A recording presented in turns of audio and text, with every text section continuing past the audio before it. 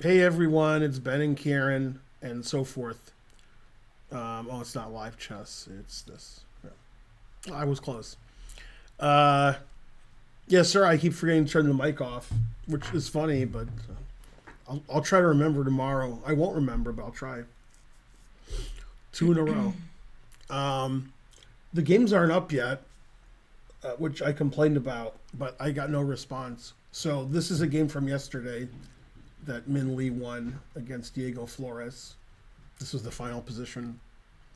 Um, Today is for the winners bracket. It's round three. Um, so there's four matches in the winners bracket because there's 8 players left from the 32.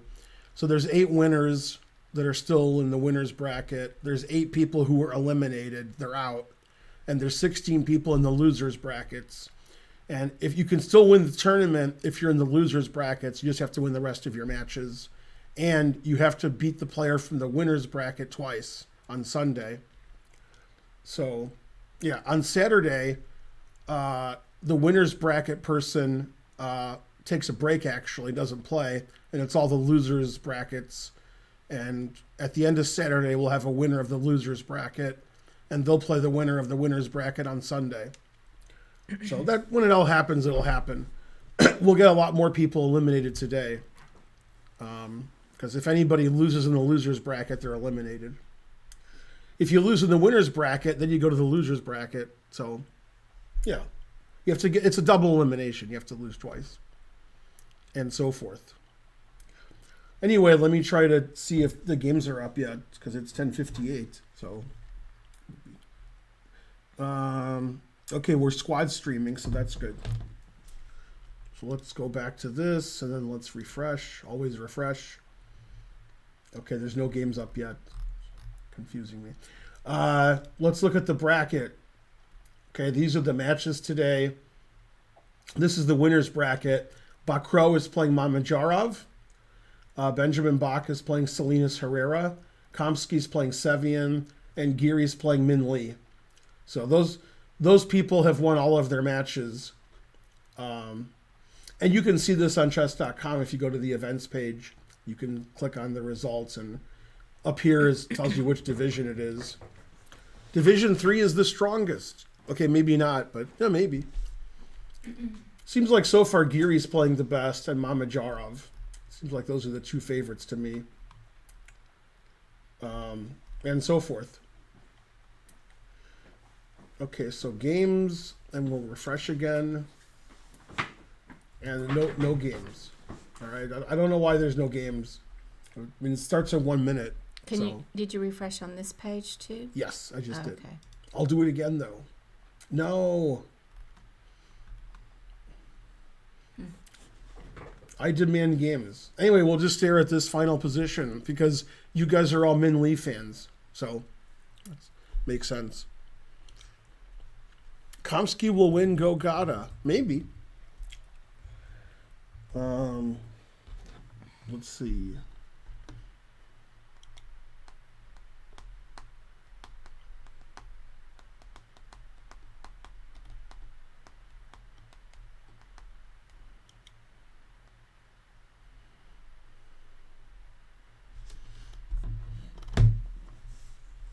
Maybe they're having technical difficulties because they're not answering me about the games either. I blame society.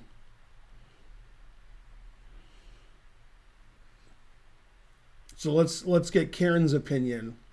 She's going to predict the winners of each match. Bakro Mamajarov. Mamajarov. Okay, Benjamin Bach Salinas Herrera. Bach. Komsky Sevian. Komsky. And Min Lee Giri. Gary. All right, I agree with you on every match except Sevian Komsky. I got Sevian. But the other matches, I agree. Also, I wouldn't be surprised if Min Lee beats Giri. I'd be a little surprised. Yeah, but yeah, I think Mamajarov and Benjamin Bach are favorites. Let's see, all rounds. No, still, I don't see any games there. Yay, we have games. Who would have thunk it? Losers games. I don't want to see the losers games. What? Kramnik, what a loser. Terrible. Okay, so we have a lot of losers games up, but that's it. We don't have any winners games up. Man, truth hurts.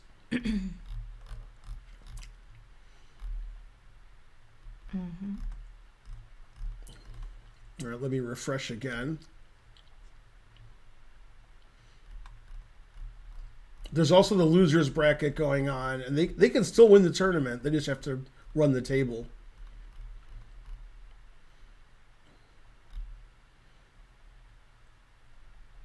All right, well, we have let's look at one game while they're putting the winners games up. This is Lupulescu Meyer. Queen's Gambit declined. Exchange variation.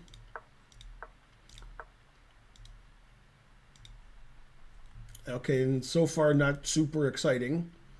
White's probably going to play h4, h5 and make it exciting. This is an unusual idea, knight e2, knight g3, attacking the bishop on f5. Thinking outside the box. All right, let's see if they put any of the winners games up. Yay, here we go. Okay, so we got this one, and we got this.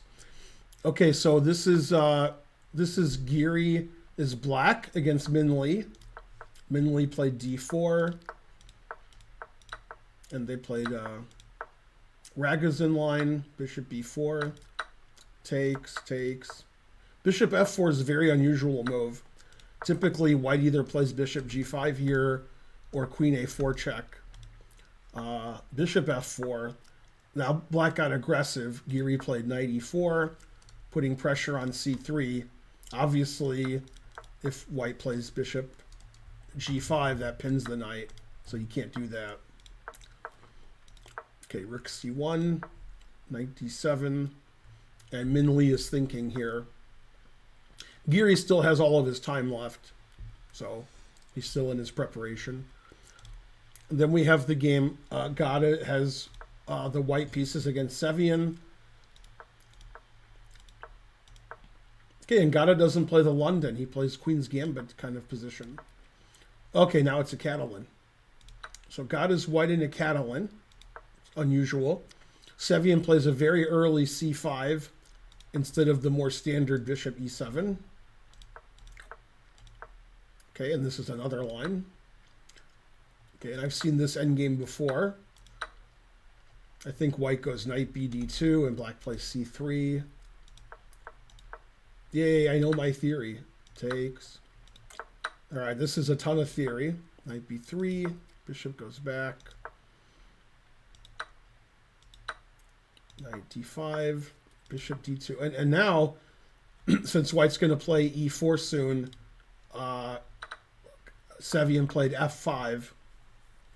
And Kamsky's been thinking for over a minute, so probably he's out of his preparation.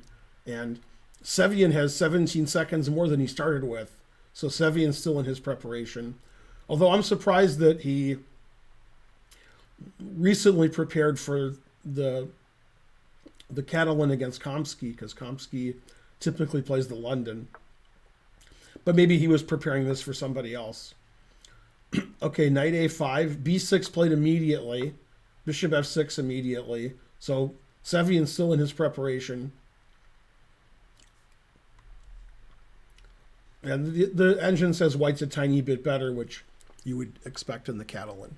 Thanks for the sub, Kangaroo. Whoops. These matches are two games. And then if it's 1-1, they play a Armageddon game, just like yesterday. Time control is 15-minute with the 3-second increment. Kamsky played e3, defending his pawn on d4 some more. And this seems to be the end of Sevian's preparation. Sevian's thinking now. So maybe he knows another move. Bishop b7 seems logical. So white's a tiny bit better because of his very nice bishop on g2. But okay, black's pieces are all on reasonable squares. Wow, he played rook f c8 really quickly. So I wonder if he's still in his preparation. He played it in like 1 second. Thanks for the gift sub, Sir Percival. It could be that they transposed. For example, maybe knight b4 is the book move, then bishop b7, then e3, and then rook f c8. So after they made the moves in a different move order, he's back in his preparation with rook f c8. Okay, so a4 was played. White wants to get rid of his isolated pawn. Black played a6 and rook d to b1. So not much for white here, but white's a tiny bit better. Nice pawn structure here on the king side. Okay, let's go back to Min Lee having white against Geary. This is the last position we saw. Knight d2, breaking the pin. Knight c3, bc, bishop to d6. Takes, and g3. Very unusual position. Bishop d6 really surprises me, but the engine says it's okay. Black has 2 d pawns, one for each of you. So black is ready for c4, e4. He can just take. And he's going to play knight b6 probably to control c4 some more and defend his pawn and let his bishop out. The question is, will he play queen a5 first? Okay, Geary surprised me. He played knight f6. So he's not as interested in this c4 square as I was. More interested in the e4 square. And typically, you know, white can play bishop g5 in these positions, but white doesn't have a dark squared bishop because they traded on d6. So this knight's not going to get pinned or captured. So it's a good square for the knight also. Geary thought a long time, I think, on the bishop d6 idea. I think this line got him out of his preparation. Queen b3, putting pressure on d5. Black can play bishop e6 or queen a5 to defend his pawn on d5. And the engine says this is just equal. But yeah, I think it's more pleasant for white because black has these weak double isolated pawns. Kamsky will win it all. Got to catch them all. Hey, we have a hype train going. I want to thank everybody who donated. Go, Sir Percival. Let's see, who else can I thank? No, that's not it. Let's see, Sir Percival, Kangaroo resubscribed to Tier 3, AMCG 2021 gifted a sub. Hooray! Go, you guys. You guys are all the best.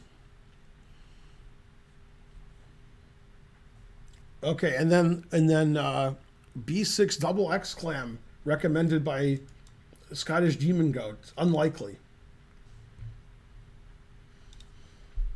Okay, do we have any moves here? Yeah, he played rook a b8.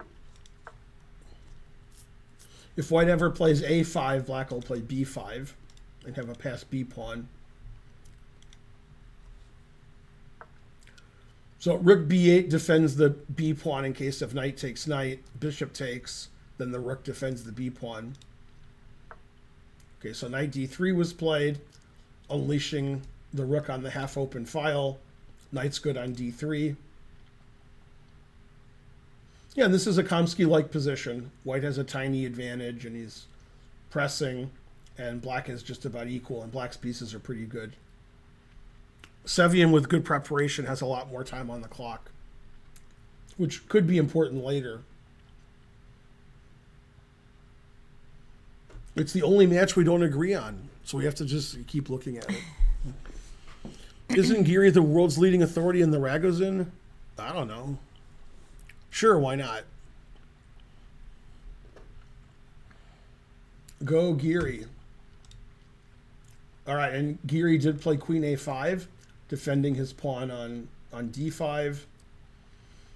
And white can put more pressure on the d pawn by eventually playing knight f1 to e3. In fact, he could play it now. He could play knight f1 to e3. The knight's not doing much on d2. It can't go anywhere good. So e3 is a good square. Let's put it right there. Put pressure on that d5 pawn. Okay, so Min Lee is thinking. Let's go look at other games, because there are other games. Got Benjamin Bach versus Salinas Herrera. Benjamin Bach is white. Play a Slav, exchange Slav.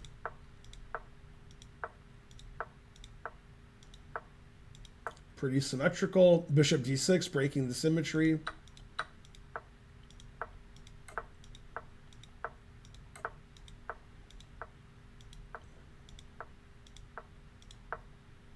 Queen a5, not trading queens.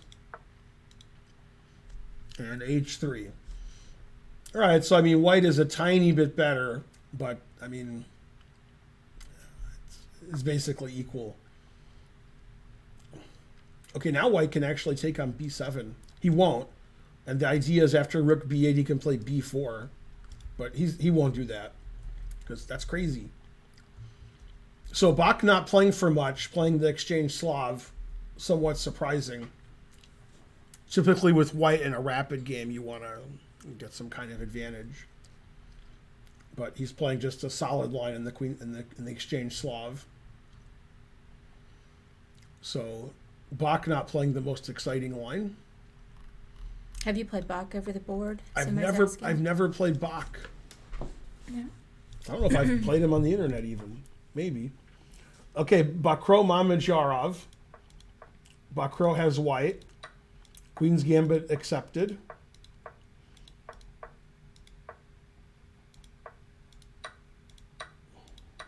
They trade a lot of pawns on the queen side.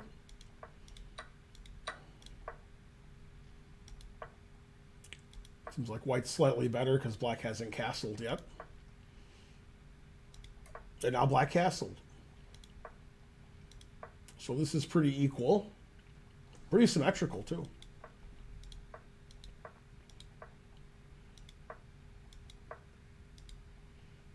All right, and this position is, almost dead equal, and position's very similar. Main difference is white's knight is here and black's knight is here, so white's bishop is more open than black's bishop, but that's not really a big deal. So Bakro with a big time disadvantage, which I would expect this match. Mamajarov plays really quickly, and Bakro gets in time trouble more often. Okay, so this was sort of like the Bach game. This isn't the most interesting position yet, but it's rapid, so it could get more interesting later. Let's go back to Kamsky and Sevian. Knight d3 was played by Kamsky, and Sevian's been thinking for about 3 minutes about what to do in this position. Well, the engine suggests either king f7 or g5. So it sort of likes where black's pieces are right now, doesn't want to move anything, and just try to make some improvement in his position. It's hard to find a good plan for black. Black is just very solid. Okay, he played bishop e7, which gives away the e5 square. I guess he thinks this diagonal is more important.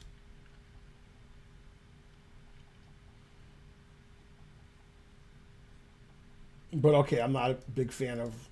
Bishop seemed like it was good on f6. So maybe that's not the best move.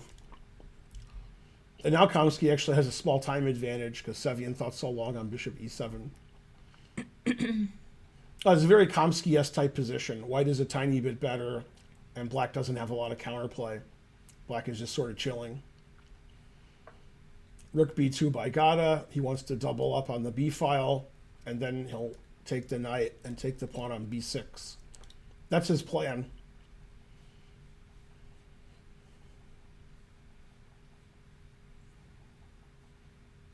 Maybe instead of taking the knight, he won't give up the two bishops. He'll play knight f4 and knight b4 and try to get rid of the knight that way, and then double his rooks here. So he's definitely going to play rook here next move. Also, he's stopping black from playing rook c2. So a good building move, rook b2. Go back to the game between Bakro and Mamajarov. After knight c4, Mamedyarov played h6. Knight b6 was played. He'll probably play rook to b8. And then I don't know what white's going to do. Its positions, pawn structure is symmetrical. Pieces are almost symmetrical. Pretty equal position. I'm not sure what Mamedyarov's thinking about. It seems like rook b8 is... Rook a7 just seems weird to me. Those are the two moves, but this rook a7 seems odd. Ben has played with Gata Komsky. I've played In Gata a Atlanta. few times. Yeah. I've played Gata 3 times in slow chess. We drew in Kings Island many years ago. He beat me in the World Open like in 1993, and he beat me in Atlanta about 6 years ago. So he has 2.5 out of 3. So I did pretty good.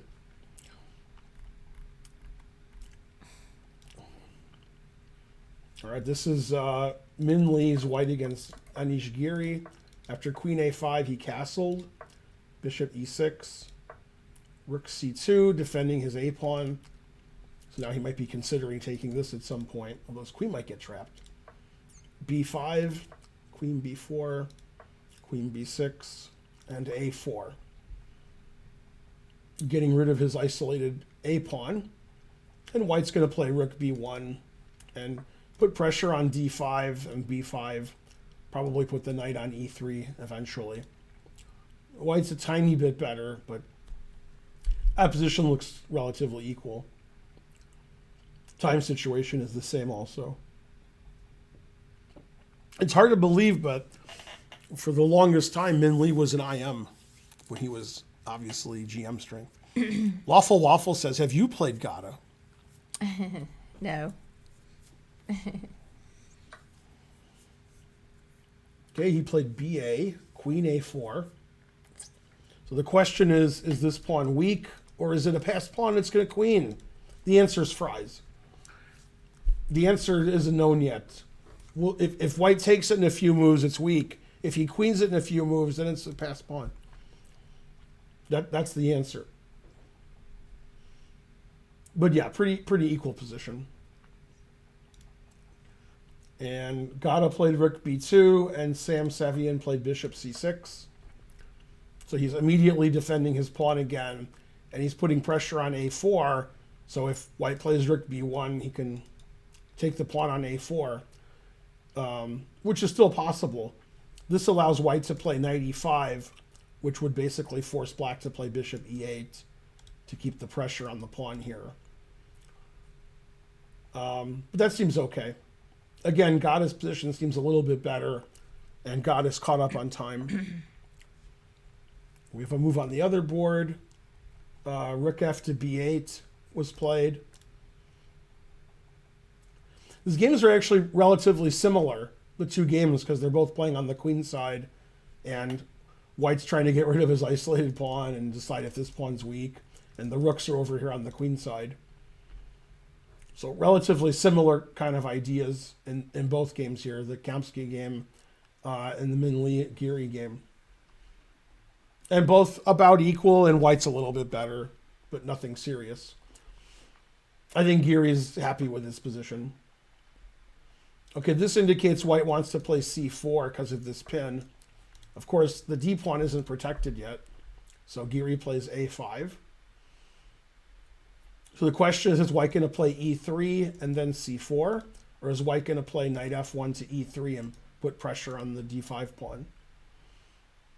White would like to play c4 now, but okay, so he played e3. He's defending his d pawn, so he can play c4 next move.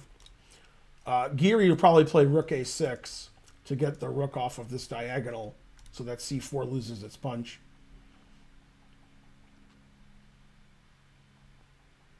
Or rook a7. Doesn't really want to have the rook on a8 in this position. The engine says all zeros. It says it's completely equal. But I think most GMs want to have white here because after c4, white has a little initiative. Black's a-pawn isn't too scary yet.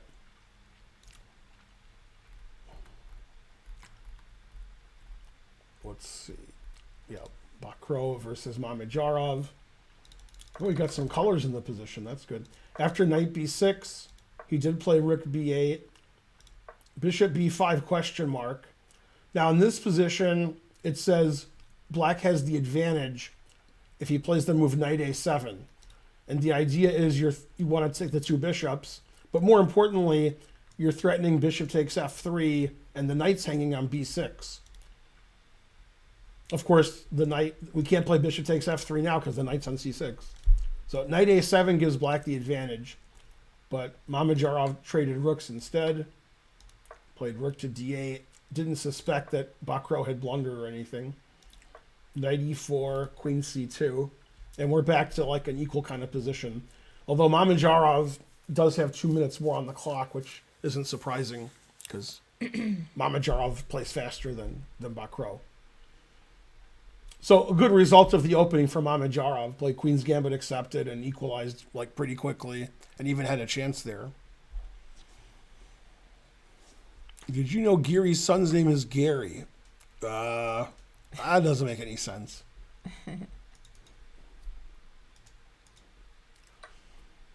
Okay, back to the Kamsky game because there's trading going on. Bishop c6. Kamsky did play knight e5. Bishop e8. And Gata played e4. Not a favorite of the engine. Engine actually wants to play knight c3 here, but white played the more human fe. Bishop e4.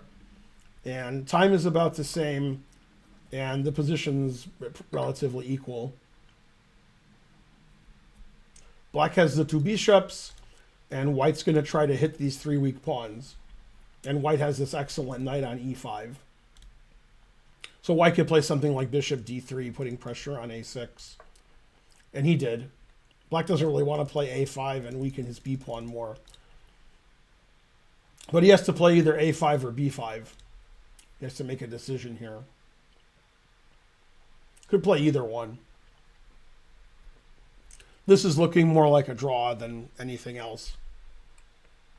Although both players have less than 6 minutes, so there could be some mistakes happening. Mistakes were made. Okay, so they traded rooks on d8. What did he do after queen? He played the move knight g5. Okay, and then if you take twice here, well, actually, if you take on c6, I play rook d1 check, and then I take back. So the queen's overworked. So he took first here. Now black can't play queen takes because bishop takes wins a piece. Just take with a knight. And then knight e5 was played. And the engine wants to play knight takes h3 check. That's a Mamedyarov kind of move too. The idea is after you take, I have queen g5 check with initiative.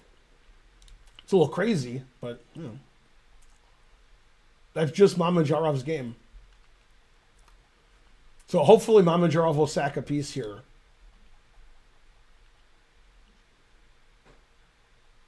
I know I wouldn't. I don't even see the follow-up. King runs out here, then what? I don't know. I guess you can play f6, attacking the knight, so you have the f3 square for your queen and bishop. Seems far-fetched. But the engine likes it. The engine says knight h3, do it. Pretty complicated game considering the pawn structure is symmetrical, and they have the same pieces. And these bishops are on the same square. And these bishops are on the same square.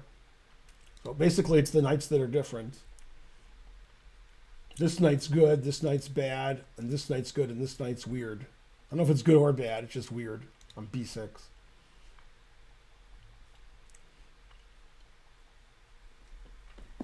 Yeah, I don't think this is going to be a draw because I think both players are getting low on time. So I think somebody's going to do something bad.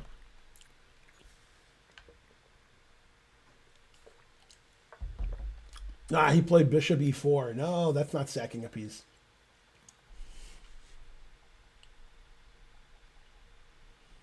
That gives the b7 square for his knight, which heretofore the knight didn't have any good squares. Then the knight has lots of good squares. This is pretty interesting. This is going to get more exciting as the game goes on. No, don't repeat. Always repeat. Queen c8, bishop b7. No, they found a repetition. Don't do that. Come on, somebody play for the win. Don't play queen c2, bishop e4, and repeat again. I don't expect that's going to happen. Okay, good. Bacro played queen c4. He figures with the knight on d8, he should be better, because that knight doesn't look very good. All right, let's see. Gata versus Sevian. After bishop d3, he played rook a3. He ignored his a-pawn. So he's attacking the rook, and if we trade rooks, then he's attacking this rook.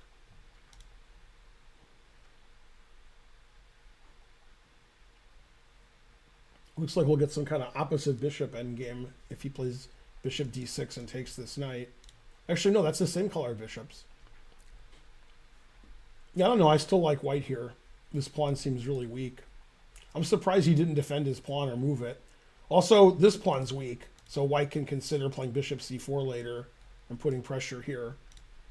This knight's really strong, and these pawns are all weak, so white is still a little bit better. And Kamsky has a lot more time than Sevian, 5 minutes to 2. So far, Karen's right. Kamsky's in charge of the match so far.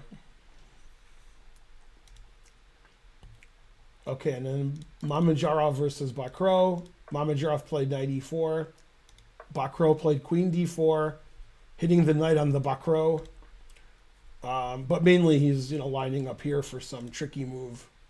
Like knight c6 winning. If it was white's move, knight c6. Threatening the queen, the knight, and queen takes g7 mate. So the engine wants to play queen f6, and Mamedyarov did. And the engine says this is just equal, that nobody's better here. Although Bacro's going to try to find an advantage, but his time situation's not as good. All right, let's look at Benjamin Bach's game for a second. Why, thank you, Hayano. All right, completely equal. So this is the last position we saw. Queen to d. Actually, no, it was this position. Bishop g6. So they just moved around doing nothing. And eventually they traded a lot of pieces.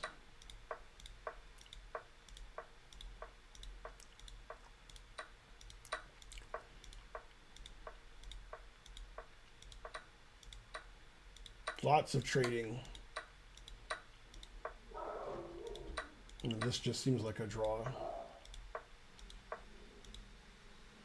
I'm not even sure who's better here. The engine says nobody's better. But the correct answer is black is better, because black has 4.5 minutes and white has 1.5 minutes. So black's better. But okay, this should just end in a draw. The dogs agree. Okay, we'll look at the Geary game.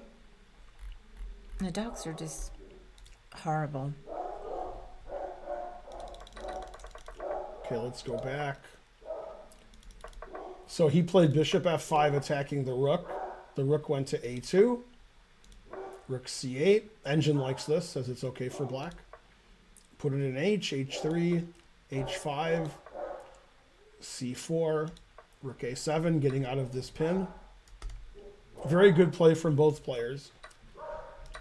dc, rook c4, queen d8, rook b2. And the engine says it's about equal, and the time is about equal. But with this kind of pawn structure, I expect somebody's going to win. I don't think it's going to just be a draw. Black has a passed pawn. This pawn's a little bit weak. Can't capture the pawn now because queen c1 check forks all of white's pieces. So white plays king h2 to avoid queen c1 check.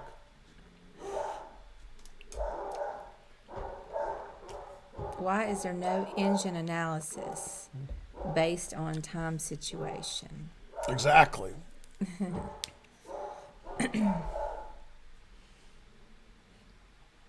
I mean, this is game 15 with a 3-second increment. So, I mean, that's almost as important as the position. If somebody has 5 minutes and somebody has 1, the guy with 5 minutes is better. That's the way it goes. Here they both have 2 minutes. So position's equal and time is equal, but it doesn't look like it's going to be a draw. It looks like, it's complicated. And so somebody's going to probably blunder when they have less than a minute. Is this pawn going to be lost? Is this pawn going to promote? Is black going to get a kingside attack? I doubt it. But the engine just says it's equal. Okay, back to Kamsky and Sevian. They traded everything. After rook, so rook a3 this is the last position we saw. Rook b1. Now this is attacked and this is attacked, and then when he takes this is attacked. And everything's attacked. Okay, rook takes a4. Rook takes b6. Everybody takes everything. The bishops are getting forked and skewered.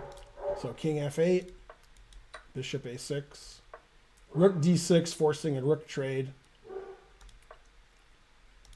Okay, and this is a drawn position, although obviously white's going to play for a win. But the engine doesn't even give white an advantage. It says it's equal. Because one of the problems that he has is this pawn on h2 is the wrong colored rook pawn. So that's not good. You want your bishop to control the rook pawn position. Black wants to take the knight, and then it's a dead draw. The opposite color bishop ending. White has no advantage. So Kamsky's not going to let that happen. Well, Kamsky's better because not only is he a pawn up, but he's got 2 minutes to 1. But the position's a draw with correct play.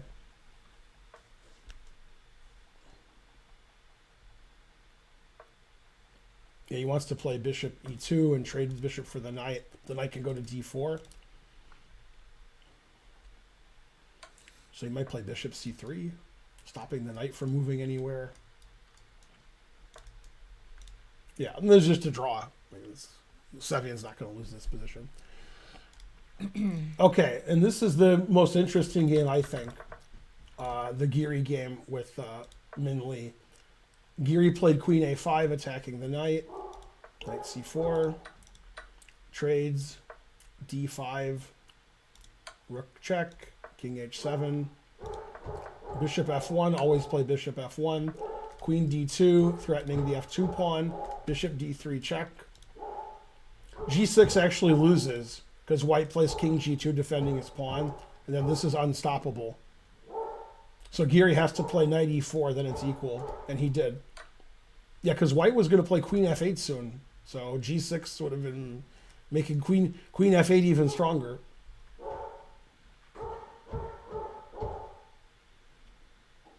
Geary only had 30 seconds left when he played knight e4, so that was a good move. And the engine just says this is equal, but this looks like somebody's going to win. I don't know who, but somebody. It's really, really sharp position. Both kings are in jeopardy. This is a pass pawn. The knight's pinned. Man. The dogs are mad. All right, and this is the Sevian game. They traded pawns with Kamsky. Okay, I don't see how white can win. I don't see what white can do. I guess he can move his king around here. Let's see what's the... But that's not going to happen. He's going to try it. I think you got to try something. Oh, he's got more time? Yeah. All right. Well, this is going to be a draw, but God is going to try. All right. Now this game's too exciting. King g2, f5 breaking the pin. Look at the time situation, everybody. Both sides have 20 seconds or so. No, this could be okay. Good. I thought it might be repetition with queen d2, rook c2, queen d1, rook c1. But he played queen here. Now rook a1's the best move. It's a hard move to find. He played rook a1.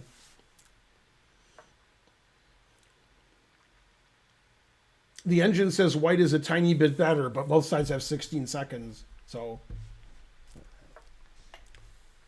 queen g6 question mark. It wanted to play g6. Uh-oh, here comes white. Here comes rook a c8. Geary got to play good defensive play now. And then if he does defend, this pawn's strong. Queen f6 question mark. They wanted to play queen f7 because queen f7 defends the rook. Now he has to lose a tempo with a rook, and then rook c8 happens. Okay, now white's winning. White has a winning position. Geary has 5 seconds left. Wow, rook h8 check and bishop e2. Bishop e2 is hard to find. Wow. Now, he didn't play it with the idea of bishop h5 mate or check. Yeah, now white's just a pawn up and winning. But with the time situation, all 3 results are still possible. Ooh, that was a bad move, knight f6. Now he's going to lose f5. So Geary's going to lose this game. Yeah, Geary resigned. Knight f6 was a bad move. I was wrong.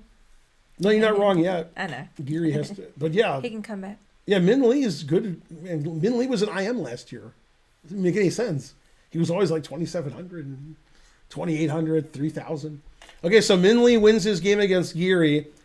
It was equal the whole game. Then in time trouble, Min Lee outplayed him.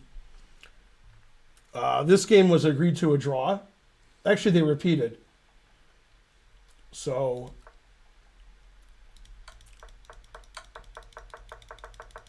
all right, and draw agreed. Okay, so we got a draw in the Kamsky game. Geary lost to Min Lee. Benjamin Bach won against Salinas. That was just a drawn endgame. They got this drawn endgame, and then white won. And black should have been better because black had more time. This is just completely equal, this position. He must have made a horrible blunder.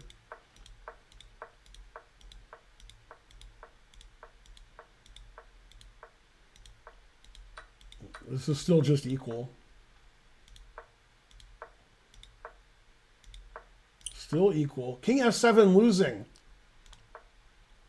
It says every move draws. King f5 draws, knight f7 check draws. But he found a move that lost. And then g6 is a mistake. And now it says knight takes pawn draws, which nobody would think of.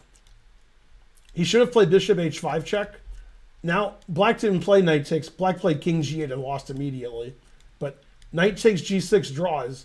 Both sides thought this was a win, but d4. This is an amazing draw. And the white king is out of play here. So ed4, king d5. I take this and I move my pawn up. Wow. This position's a draw, it says. But okay, both sides had seconds left. So you would expect bishop h5 winning, your knight would just win. Mm-hmm. So he played king g8, and then it's over. Yeah, now bishop here is coming next move. Man, the truth hurts. He actually lost on time, but he's getting mated. So Benjamin Bach wins, as Karen predicted. And there was one more result. Bakro Mamedyarov ended in a draw. Looks like it was always about equal. Actually, after king e2, it says that black has winning chances with knight c3 check, but he played knight c2.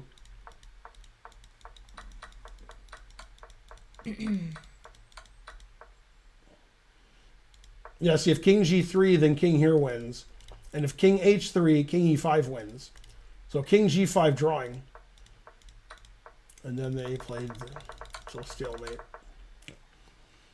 So really exciting round. Kamsky drew, Mamedyarov drew with Bakro, and Geary lost, and Benjamin Bach won. So we got 2 wins and 2 draws the first match in the winners thing. So this is Geary versus Min Lee. Geary has to win with white or he loses the match. They're playing an Italian game.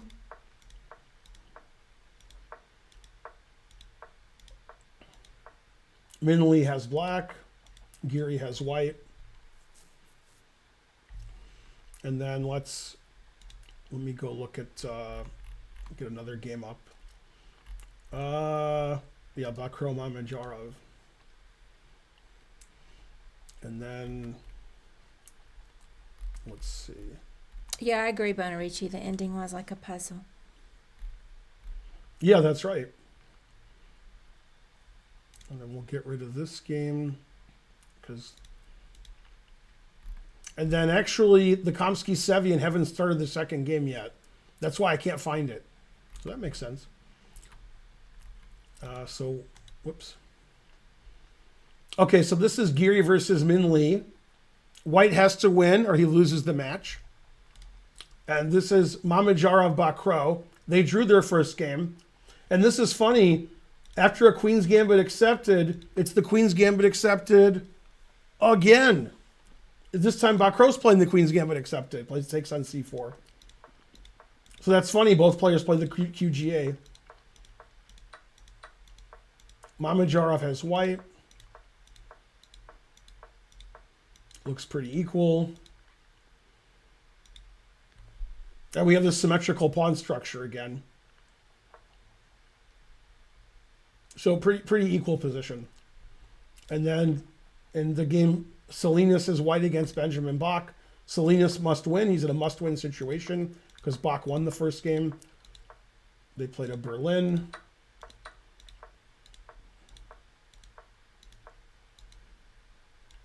Okay, I'm not familiar with this bishop e3, h3, or bishop b4 for that matter. Bishop b4 is a little unusual.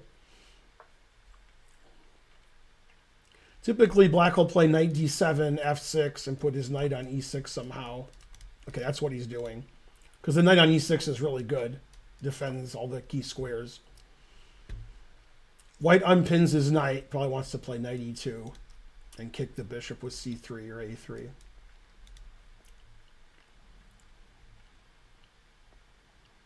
Okay, so this is a slow maneuvering game. This is also a slow maneuvering game, the Mamedyarov game with Bakro. And this is a slow maneuvering game. So there you go. Between Geary and Min Lee. Let's see. Second games are going. Yeah, that's right.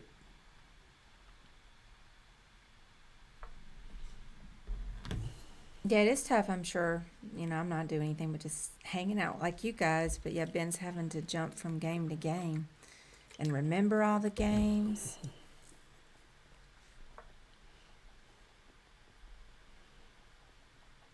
Oh, the engine likes white in this position with Geary and Min Lee. It doesn't like to move bishop e6. So in this position, he played bishop e6. I'm not sure why it doesn't like that. Seems like a normal kind of move.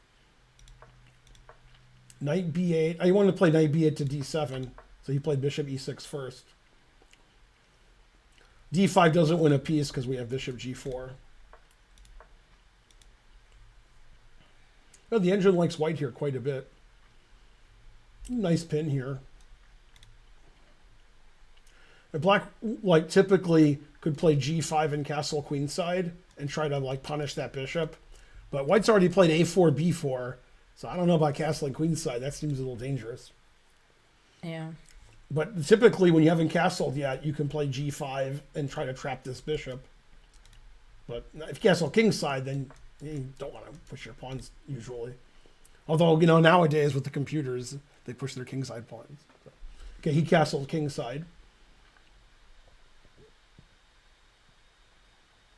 And white could play h3 here so that this pawn doesn't get any weaker after bishop g4 pinning the knight.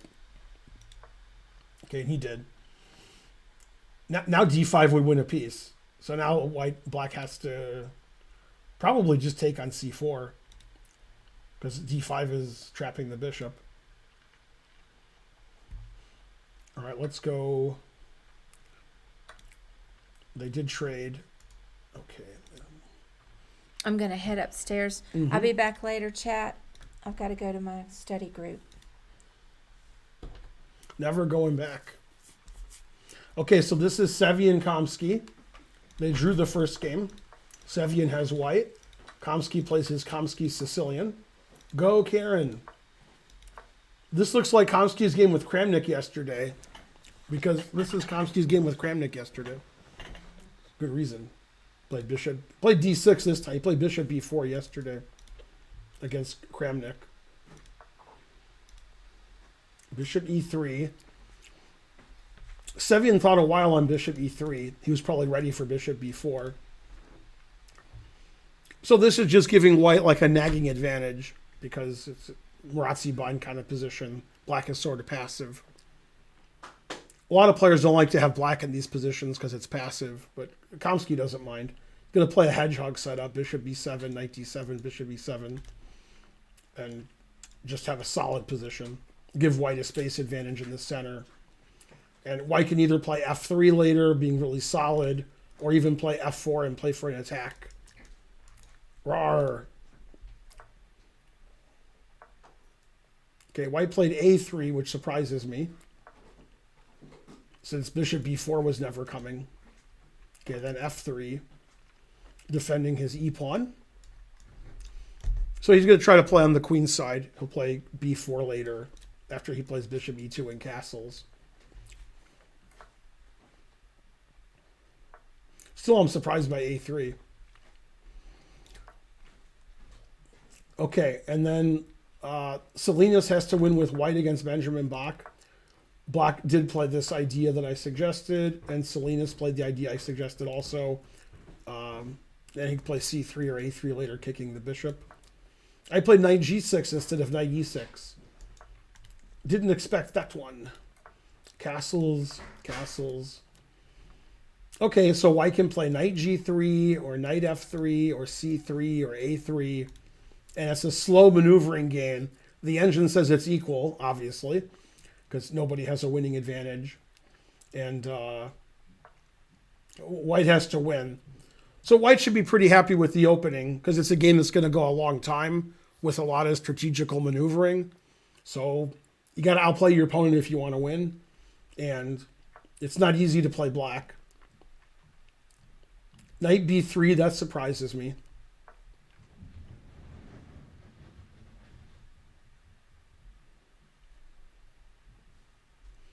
He's definitely going to kick the bishop soon with either a3 or c3.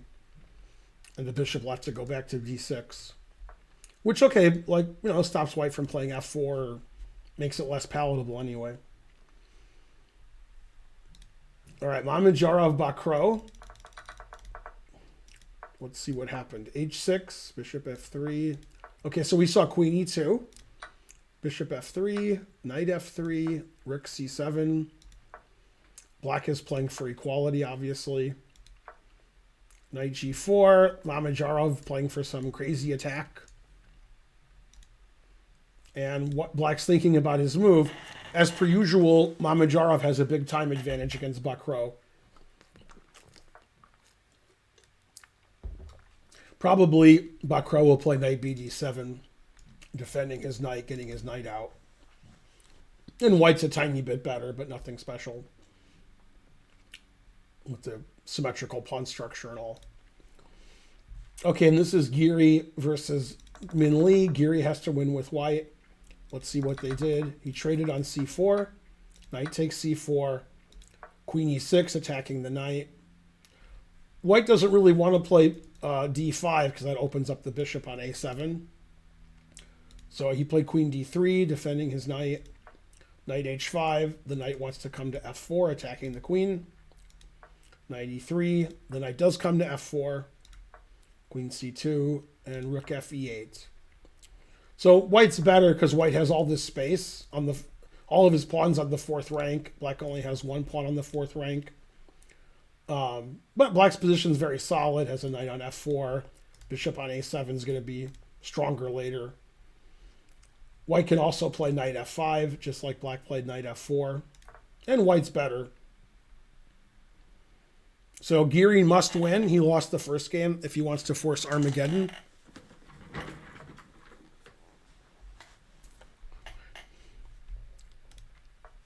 And Mamedyarov and Bakro made a couple moves, I think. He just played knight d5. Making the knight here look sort of silly. Unless white sacrifices his knight and wins. Yeah, knight d5 seems good. Usually when the pawn structure is symmetrical, you know, the game is looking more towards a draw. And these guys aren't blundering as much. But they blunder more in rapid chess than they do in slow chess. So we see some decisive games. Okay, so after knight b3, black played bishop e6, c3, bishop d6, knight a5. Can't play b6 because your C pawn isn't defended. If you play rook a to b8, I can play bishop takes here, although then I could play rook a8, so I don't know if you could even do that. Probably not. But he played rook fb8. Queen d2, c5, wants to play b6 and kick the knight out later, but he has to watch out for knight c6. So Benjamin Bach's position is fine. Not really sure I agree with this knight coming in here. It seems like it doesn't really have a good future. c5 is good because it defends the d4 square and makes some use of his doubled pawns. So Benjamin Bach, very solid here. Salinas Herrera needs to win. Okay, and he has a maneuvering game, which will give him some winning chances later. Okay, and Kamsky just busted out. Let's see if it's good. Bishop e7, queen d2. Very hedgehog type of stuff. Knight e5 attacking the pawn on c4. Knight a4 defending, and then the move d5. Wow, in this position, the engine is saying bishop takes e4 is a move. What a crazy move. Wow. There's a move I wouldn't consider. Okay, but d5 is also a move. And now Sevian's thinking a long time. The engine wants to take with the e pawn, and then it wants black to play b5. d5 is usually good if you can get it in. And he waited for the knight to be off of c3, so the knight's not protecting the center squares. It's over here on the side.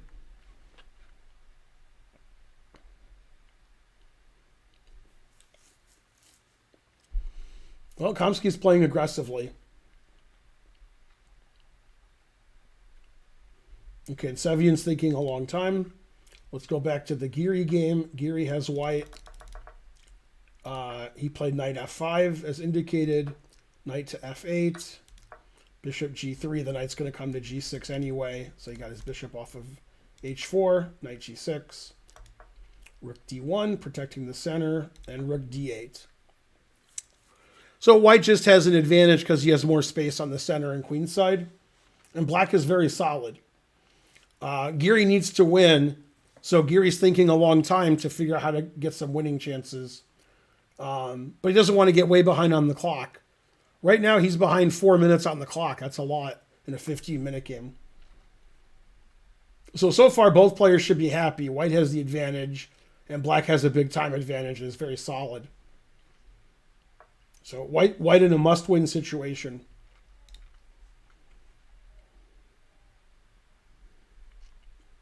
Let's see what happened here. After knight d5, he played g3. Black was going to play queen h4, make some threats here. So queen g3 stops that. Bishop c5. And Mamedyrov's thinking. Mamedyarov with a 4-minute time advantage against Bakro.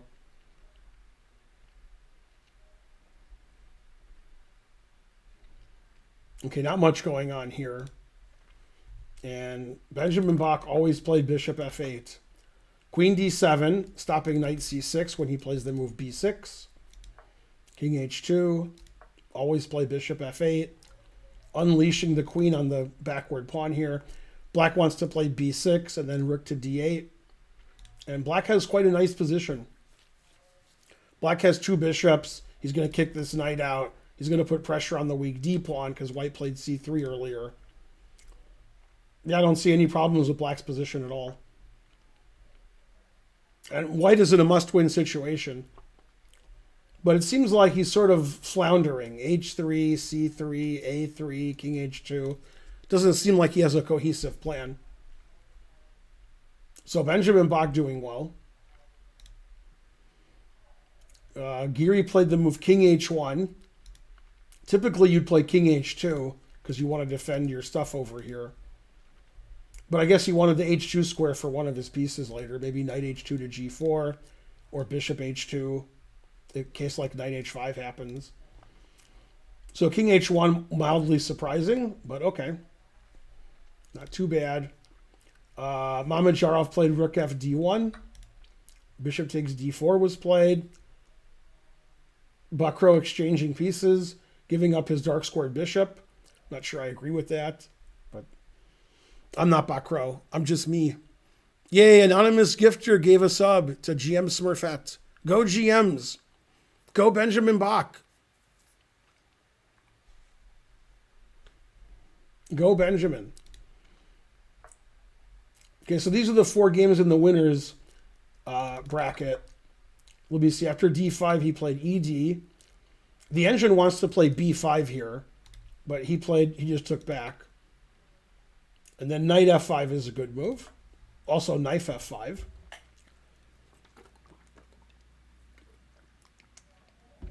Knight F5 unleashes the bishop on E3.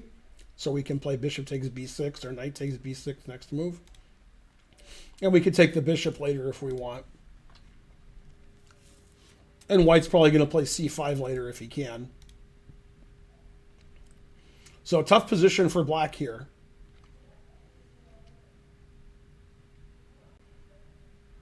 Not easy to figure out what to do here. And Komsky's thinking a long time. The game got really tactical, and that's to Sevian's advantage. Sevian, very good tactician, a lot younger, etc. Has more time on the clock. Stacks paper to the ceiling. Rides on 24-inch chrome.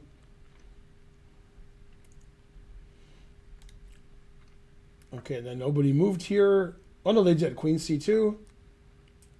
Queen B5. B4. B6. Yeah, this is a really nice position here for black. White's defending his knight. White's defending his d-pawn. You know, and the queen has to defend the d-pawn. So if knight b3, we can just take it and take on d3. Knight c4, we can take it and take back. So tough position for white. Played knight b3. Yeah, now black can just win a pawn. Bishop takes knight, queen takes d3. And black's up a pawn. And white is in a must-win situation. So it's looking really good for Benjamin Bach. Looks like he's the big favorite to win the match against Salinas. Komsky thinking several minutes after knight f5. Knight f5 was the best move. Again, he's unleashing on b6 and on the bishop on e7. So a tough position for Gata. This is Giri's game. Giri played king h1. Queen f6 was played. d5. White's gaining space on the queen side. Knight h5. And the engine wants to play knight h2. Another follow-up, which makes sense to me, is c4, because he played that move d5. He wants to get his queenside pawns rolling, get his pawn on c5, blocking the bishop. So c4, c5 makes a lot of sense. Giri with the better position with white. He needs to play c4, but he's down a lot of time on the clock. So can he wiggle his way through the time trouble and still maintain his great position? White has a huge space advantage. Black's rooks aren't very good. So if you're a Giri fan, he's got a good position, but his time management not the best.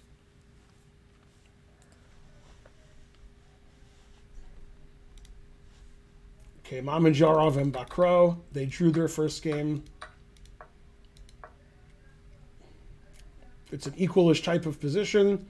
E5, engine says, boo, that's bad. Because the knight on d5 isn't defended anymore. That was like a nice anchor for black there. And the e5 pawns can be weak. I guess you can't take it now because I take and play queen e8, forking the two pieces. But the engine just says bishop b2 and white is much better. It doesn't like the move e5. And Bakro's in bad time trouble. Look at this time situation. 9 minutes to 2. That's not good. You can't have 2 minutes on move 20. That's not... Come on, Bakro. You got to play faster than that. Usually these kind of panicky moves happen when you have no time on your clock. So good chances for Mamedyarov to win. Got a better position and a huge time advantage. And Benjamin Bach's looking good. He played c4 instead of taking.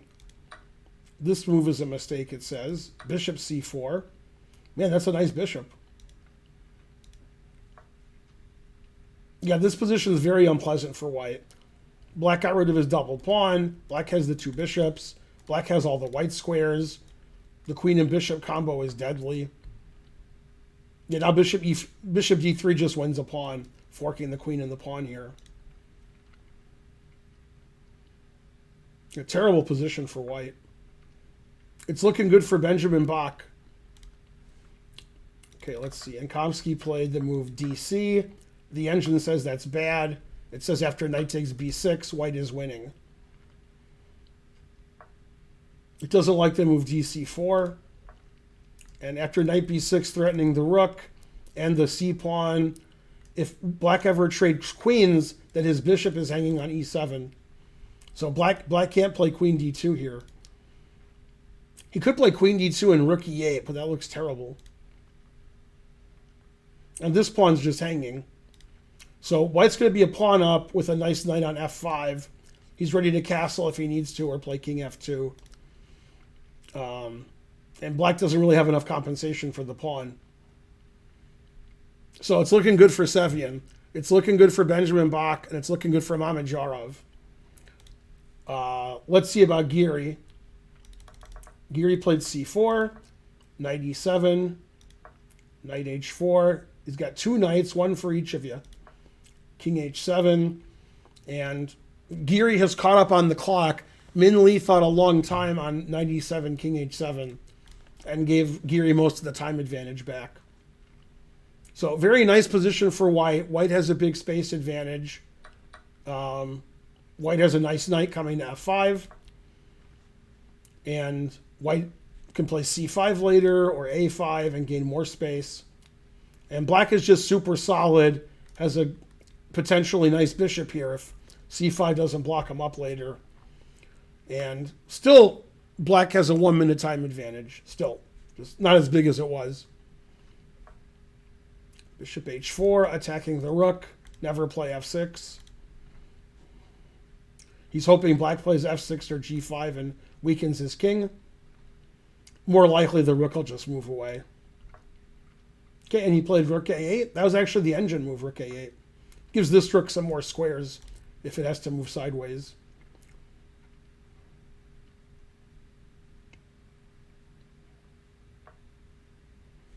So nice position for Giri.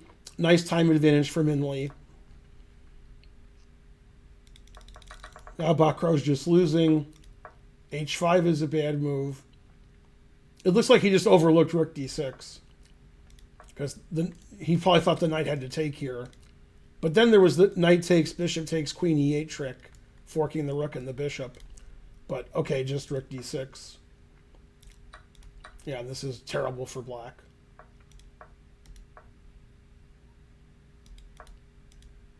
Yeah, rook takes e5. White has 7 minutes and Bakrow has 5 seconds.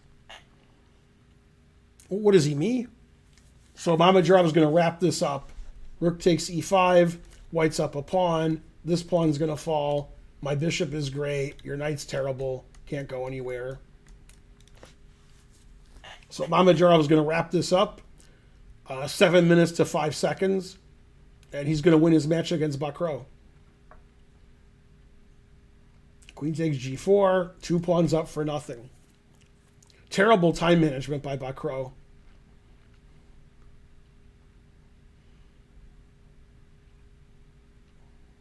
And it looks like neither player has any back row problems. Oh, snap. Never play f6. All right, so this game's too one-sided. This game's pretty one-sided, too. Benjamin Bach just totally outplaying Salinas. But Benjamin Bach has less than 2 minutes on the clock, which rhymes. So that's good. So black is a pawn up with the 2 bishops and winning, but white has a big time advantage. So white has chances because of the time situation. Benjamin Bach playing too slowly this game. Whoa, he sacks a piece. The engine agrees with the piece sacrifice. It says good, good.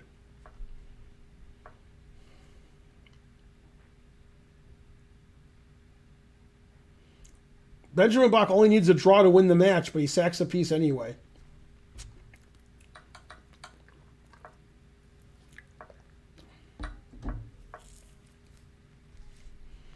Well, knight h4, white has to... Actually, yeah, how does white play for a win? I guess he has to play king h1 after knight f3 check. Can't play king h1 here. He has to play king h1, otherwise he loses the match.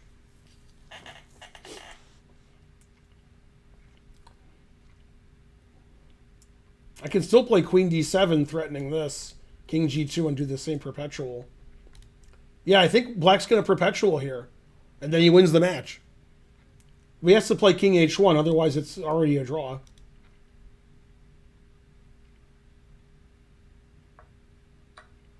If white draws the game, the match is over. Interesting. All right, let's see how Kamsky's doing. Looks like he's down a pawn in an endgame. Rook c6, knight c4. And white's just a pawn up here. Knight d4 will be the next move. All right, so can Sevian win an endgame a pawn up is the question. The answer is fries. I mean, yesterday, Kramnik was up 2 or 3 pawns against Kamsky and could win the endgame. So who knows? This looks pretty bad, though. Knight b3. And we have control of all these squares. Bishop is really good. King f2, rook d1. It should just be a relatively easy win. All right, let's see how Giri's doing. Queen f8. He played rook a8. We saw this. Queen e2, g6, queen f3, a5, b5. Now white played rook f1, which it says is a mistake. It says black should play f6. Always play f6. But he played queen g8. And Min Lee has a worse position, but he does have an extra minute on the clock, and his bishop's really good on c5. Okay, now Min Lee's position's fine. This is looking bad for Giri, because Giri's advantage is slipping away, and his time is slipping away. And he's in a must-win situation. It seems like Min Lee plays better when there's a minute on the clock than Giri does. That's just Min Lee's game. So it's looking good for Min Lee. Man, what a final position. Damn.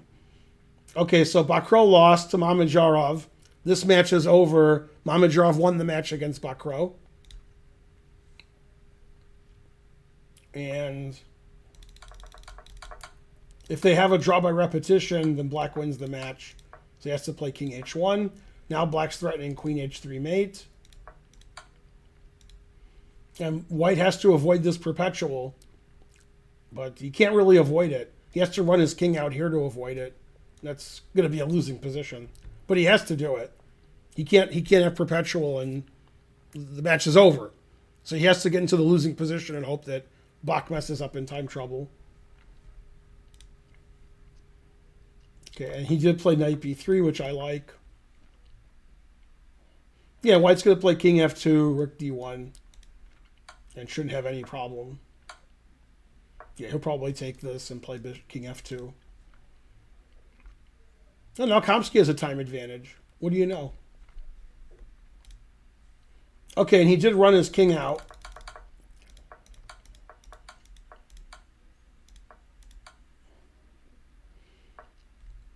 Yeah, it's hard for white to win because black has all these perpetual checks. And when white avoids them, white's losing.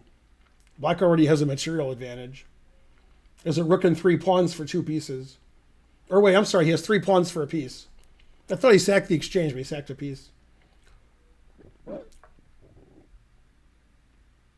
Well, white needs to win this game. White's not looking good. Looking good for Bach. Okay, and then the Giri game is going Min Lee's way.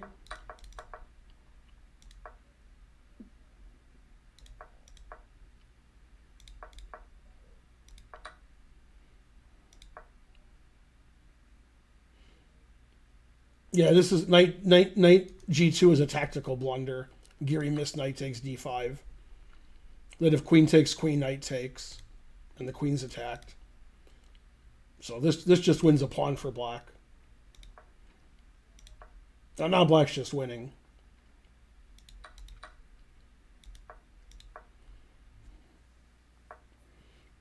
Black's winning, and Geary has 8 seconds left. So it looks like Min Lee's going to win the match 2-0.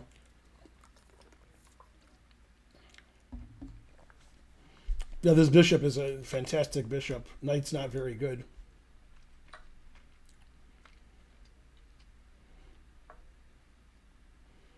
Yeah, white just has no way to ever win this position.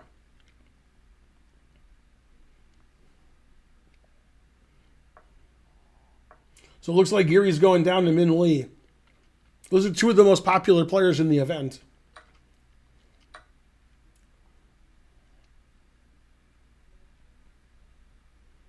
This king is not very good because the bishop is controlling the escape square.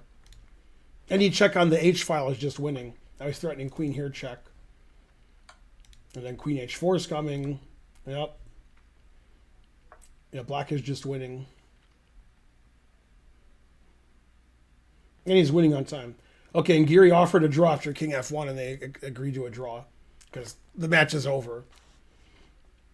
But black's completely winning. Black's the pawn up with the better minor piece and safer king. And, yeah. The engine says it plus 4.5 for black. So Geary just offered a draw because he's Geary. Okay, so the match is over. Min Lee wins. Go Min Lee. Mamedyarov wins against Bakro.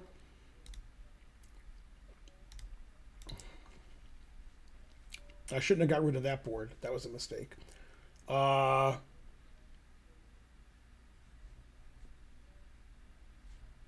This game ended in a draw. It doesn't say draw, but they repeated.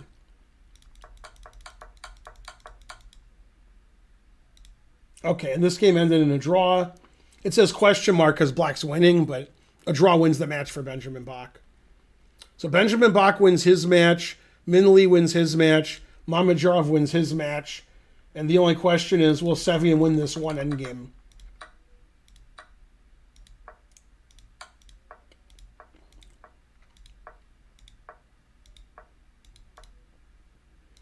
Okay, so white's just a pawn up, but Sevian only has 30 seconds left.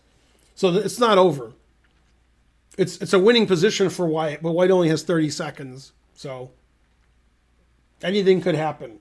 All three results are still possible.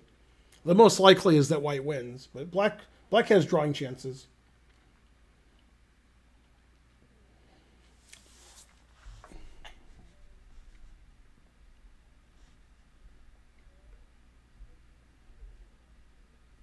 Let me get back for a second. I made a mistake earlier. Got rid of something important. No, this is Division 1. I want Division 3. There we go.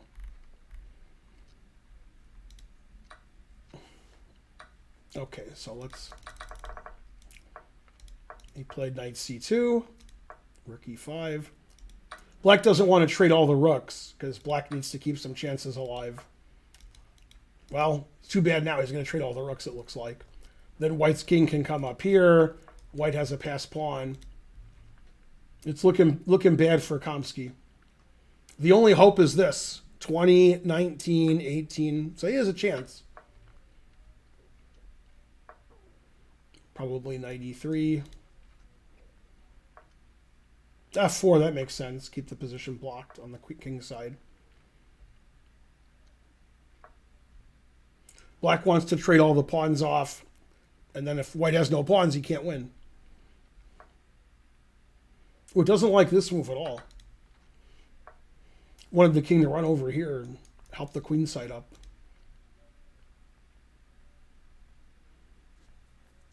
I don't know. Kamsky might draw. Sevian doesn't have any time on his clock. Boy, it hates knight c7. Boy, it hates knight e3. It doesn't like the way they're playing. It seems like they're playing fine to me.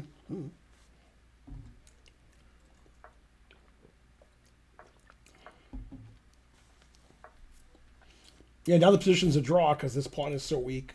So knight e4 is coming.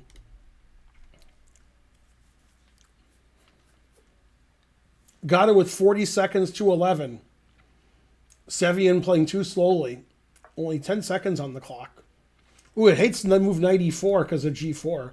Got rid of his weak pawn.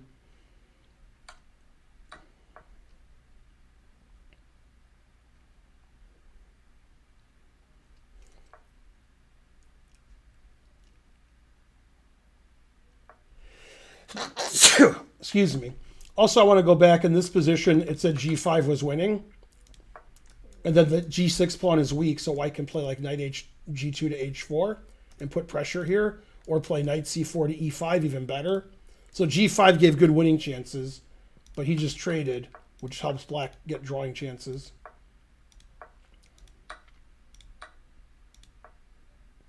Yeah, black's king is too active. It's a draw now. Yep. This is the wrong colored rook pawn, too. That's not good.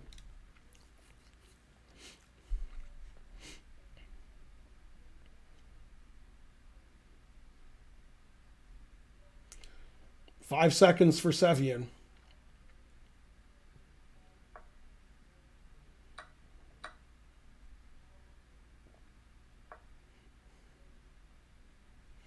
Yep, and it's a draw. They're going to play an Armageddon game. This is the only match there wasn't one. It was a drawn match. Both games were drawn. So Minley won his match. Mamedyarov won his match. Bach won his match. And this is going to be a draw.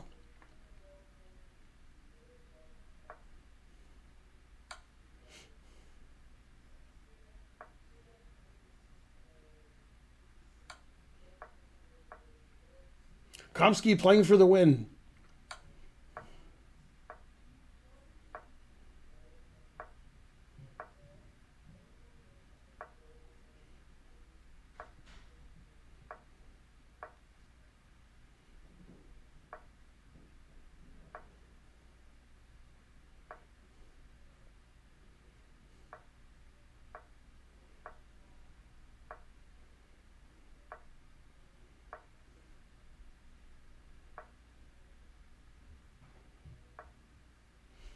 Go, Gata. You can do it.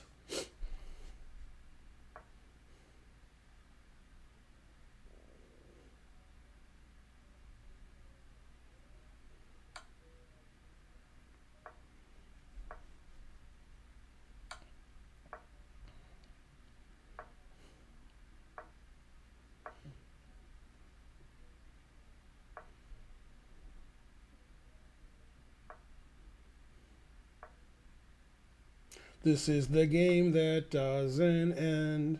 It just goes on, my friend. All right, let's look at the results of the matches. Okay,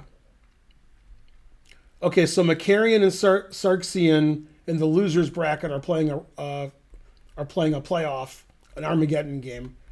Min Lee won against Giri. Bach won against Salinas. Mamedyarov won against Bakro. Kuzubov won his match against Vokidov. So Vokidov's out of the tournament. Bluebaum and Santos Latasa are playing Armageddon game. Theodoru knocked out Aradhya. Bortnik won his match against Diego Flores. So Diego Flores is out. Kramnik won both of his games against Benjamin Gladura. So Benjamin Gladura is out. Kramnik moves on. Andreikin won his match against Tarsakian. Tarsakian is out. Lupulescu won his match against Georg Meyer. Meyer's out. And Bluebaum won his match against Maksudlu. I think that was the previous round. That wasn't this round. Yeah, that was yesterday. So that's all the results. And then let's see. Okay, Kamsky's game ended in a draw finally. I guess he eventually got into the king and pawn endgame. And this is a draw, obviously. And they made 100 moves, exactly 100. So Kamsky and Sevian in the winners bracket drew both of their games, and now they're going to go to to a playoff. Get rid of this. This is an Armageddon game going on in the losers bracket. Macarian, Sarksian, and black has to win. White is giving draw. I'm sorry, white has to win. Black has draw odds. And the engine says that white's winning here. It says queen f3 wins. It's the only winning move. I guess that does defend the d pawn. And knight e2 check is a threat. So queen f3 makes a lot of sense.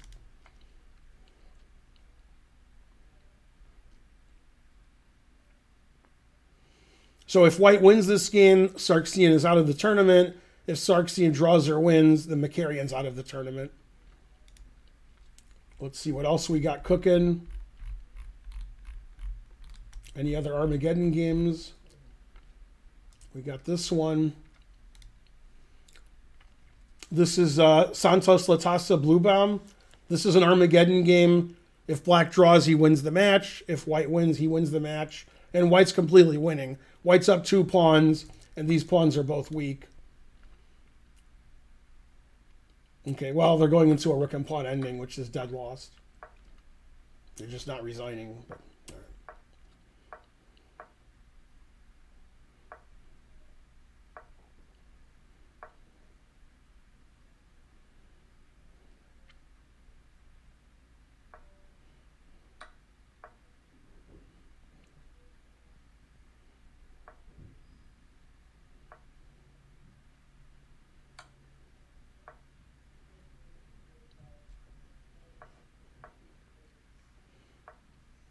Time to resign.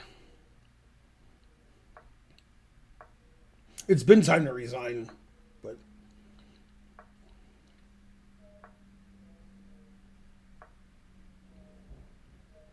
E7 should do it.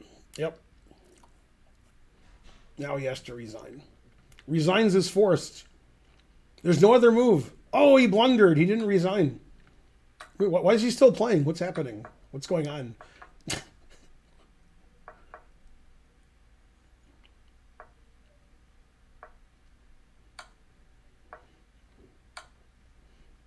I guess you want to play till mate. So Bluebaum's out of the tournament. Santos Latasa wins the Armageddon game. In the losers bracket. So in the losers bracket, they've already lost a game. And so now they're out. So there were 16 people in the losers bracket, and 8 of them are out. And there's 8 people in the winners bracket, and none of them are out, because when they lose their match, they go to the losers bracket. So in the losers side, there's 8 people left, and then there's 8 people left in the winners. 4 of the winners are going to the losers bracket. So it's very complicated. I hope you got all that. So after this round, when the Komsky game is over, the Armageddon, it's going to be 4 players left in the winners bracket. Let's see what they're telling me. They said everything I said was wrong. No. Gotta Sam Armageddon. Gotta bid 11 minutes, and Sam Sevian bid 11:30. So Gotta won the bid. Gotta chose black.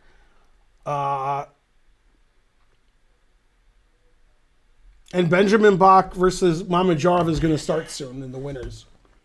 So white's winning this position, it says. So Macarian's going to beat Sargsyan if he can keep the win. Or Sargsyan, I should say. All right, let's see here. Okay, so this is the... We got this game, and then I heard the Mamajarov game is going to start soon with Benjamin Bach. Let me look at the results here. Mamajarov, Benjamin Bach in the semifinals of the winners. And Min Lee is going to play the winner of the Sevian Komsky game. Komsky has draw odds. Komsky has black. He has 11 minutes. And it's 15 minutes for Sevian. And Komsky has draw odds. So Mamajarov Bach is going to start soon. And this game is over. This game is also over. It's a draw, it says. This is the Sarksian game with Makarian. Okay, so Black drew, Makarian did, so he wins the match. And Sarksian is out. Okay, and this game's going on right now. This is the Sevian versus Kamsky game. Carol Khan. Bishop d7. But Botvinnik used to play with Black against this h4, g4. Black's going to play e6, c5 knight here and not get his bishop trapped. Still theory. This might be the game that MVL won against Jacobian in 2000. God, what year was that? 2012? I don't know what year it was. It was played in Al Ain in the World Cities Team Championship. It went something similar to this. I know like the first 7 moves of the game, MVL just pushed his pawns. Yeah, Jacobian was on my team there. And I remember it was something like this. And Jacobian had a good position, then he failed. Okay, so White has to win. White starts the game with 4 minutes more. Black has draw odds, and this is the Armageddon. And the person who gets knocked out this game isn't out of the tournament. They just go to the loser's bracket.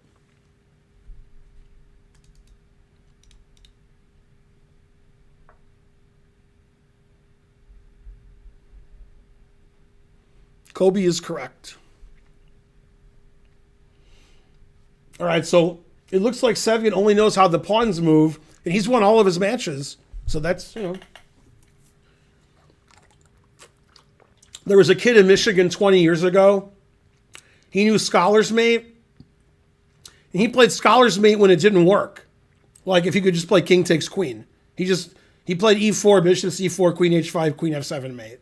If it wasn't mate, then he lost. If it was mate, then he won.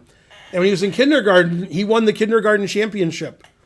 In like the K through 3, he had the best score in kindergarten. He got like 4 out of 6 just playing the same 4-move mate every game and hoping that it was mate. That was all he knew. And he was the best player in the state. So if you just move pawns every move, you can be the best player in your chair.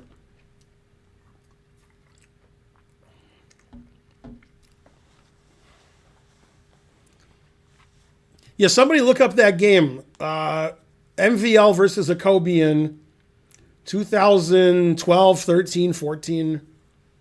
World Cities team in Al Ain. It was a Carol Khan just like this. But I don't know if it might have been this. It was very similar. Do your research, guys. Should I play the Kalashnikov Sicilian? I would play the AK-47 Sicilian. The Worst in Chess subscribed. Yay, you're the best. Thanks, the Worst in Chess. Thanks for supporting the stream, guys. Without your support, we can't stream. Go stream. So this game started with 15 minutes for White and 11 minutes for Black, and Black has draw odds. It's an Armageddon game. And their time situation is almost the same now.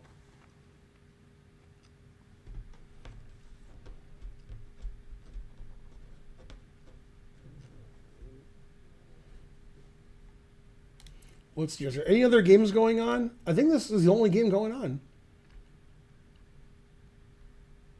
Oh, I clicked on the wrong game for the Sargsyan game. This game is actually still going on. The Sargsyan versus Makarian game. Makarian's winning, and he did win. Black just resigned because this pawn's going to queen. So this game just ended. Makarian beat Sargsyan in the loser's bracket, so Sargsyan is out. Makarian's still having a great tournament. This game just ended. And then the Mamedyarov game with Bach is supposed to start soon, but I don't see it. I don't see it. So I don't think it started yet. I don't see it. Okay. So as far as I know, this is the only game going on, and I gave you the results of the other matches. And of the 16 players who were in the losers bracket, 8 of them are out because they lost their match and they already lost a match. So that's the end of them. So we have 16 people who are out of the tournament, and we have 12 people who are going to be in the losers bracket. They lost one match, and 4 people in the winner's bracket who've won all of their matches. The 4th person is going to be the winner of this game. It'll all be easy on Saturday and Sunday. Then there'll be very few people in the tournament. It'll all be one bracket, and it's easy. We got to knock some people out. So half of the people are out from yesterday morning when there were 32 people to start. Now we have 16 people left. Although technically 17. Well, no, 16 because these guys are both in still. Okay, so Sevian's thinking for 5 minutes in a 15-minute game. That's not the best idea. It's the second best idea. This is the match that we argued about, me and Karen. It's going to Armageddon and nobody knows what's going to happen. I thought Sevian would win. She thought Kamsky. She always roots for the old guy. And he's a lot older than Sevian. So, how old is Sevian? I'm going to say Sevian's 23. I don't know how old Sevian is, but I'm going to say 23. Let's see how close I am. He is 22. He's younger than I thought. That's good. But I was close. Okay, I heard that the Shaq game started, so let me find it.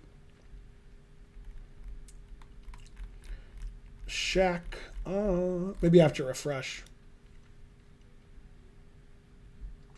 Refreshing helped.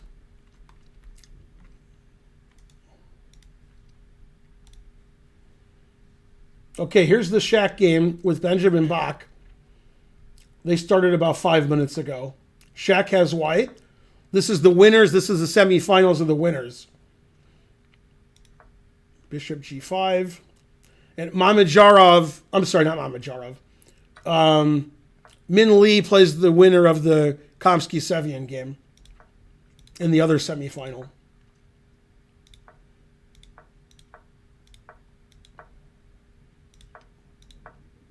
Mamedyarov not going for much in the opening.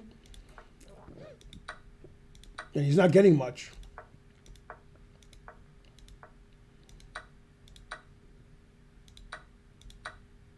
Very equal position. Okay, and they just got this equal position.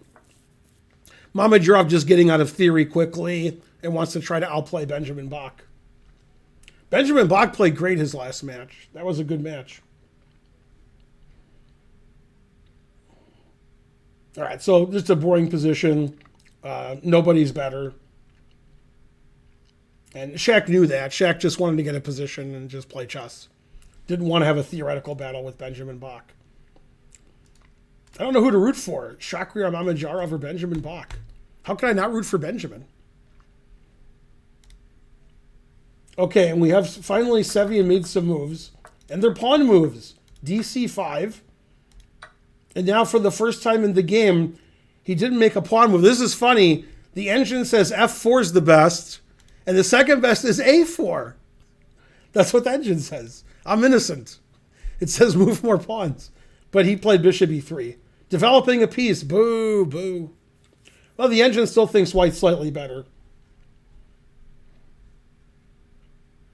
Kamsky actually has more time. Amazing.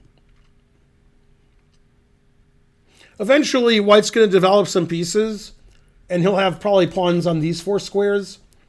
I think the chess pros like to call this the bathtub formation. You know, play knight f3, bishop somewhere, knight d2 or knight a3, and just have a big space advantage on the king side. Yeah, white has a lot of space. It's true. It's true. It's true.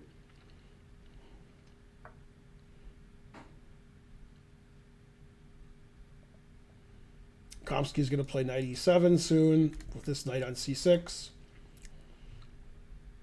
Yeah, it's like an advanced French where white really advanced. White wasn't kidding around.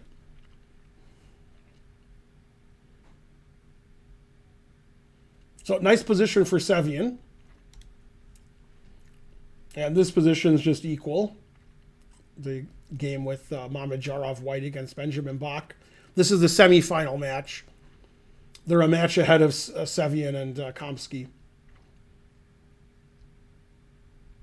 And the winner of this game between Sevian and Kamsky plays Min Lee in the semifinals. The other semifinal.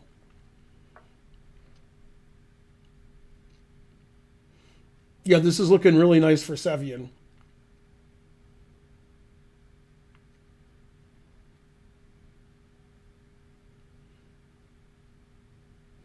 Sevian finally decided to develop some pieces. Amazing.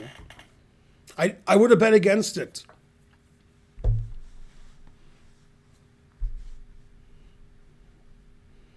Time for knight f3. Yeah, white just has a bind on the position. Black is very passive. It's hard for black to play knight c6 because knight b5 is coming.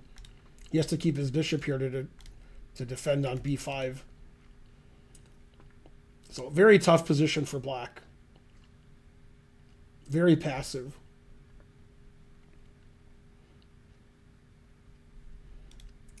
Mamedyarov game, nothing's happening, nothing's happening, nothing's happening. It's equal. Black could play knight e7 to f5, unleash the rook on the c-pawn. Could even go to g6, but I like f5 better. Queen a5, putting pressure on the pawns.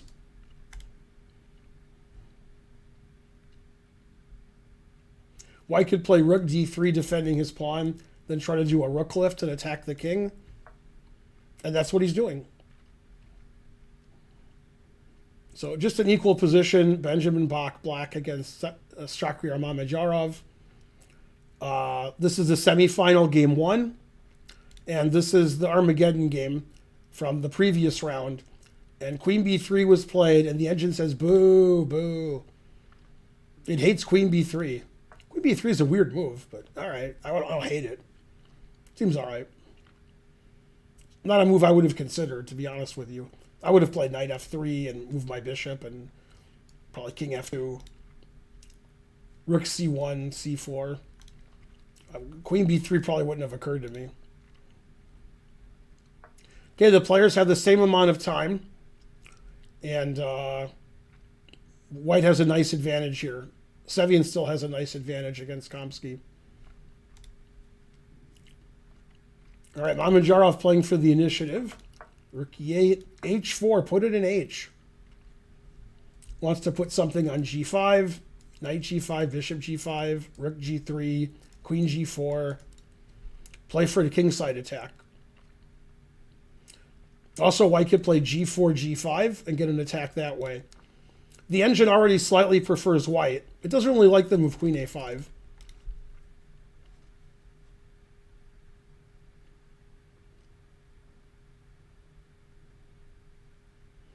I mean, typically black would play like b5, b4 here, but the engine's not doing that. That seems like a logical way to play.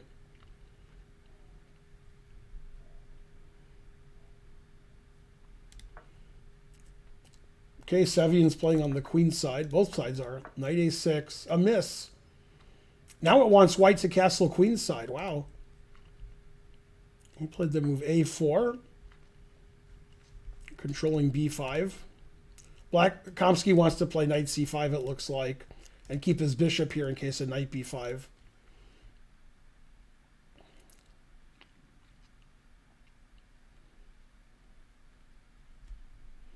They have the same amount of time again. Time is equal. Kamsky has draw odds, and Kamsky has a worse position. So perfect. This is the MVL Jacobian. I finally find it. Wait, how did you paste a URL? You're not a moderator. How'd you do it? You're a genius. You pasted a URL and Mubot let you. Wow.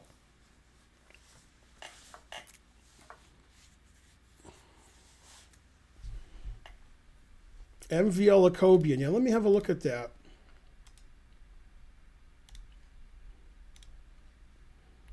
All right, let's see. Yeah, that was my team. I was on a team with Jacobian. Oh, no, actually, it's funny. Jacobian, MVL played knight f3 before he played c3. So he actually made less pawn moves in a row than Sevian did. But he did make a lot of pawn moves. And that was a crazy game. And eventually, I think he got several queens, MVL.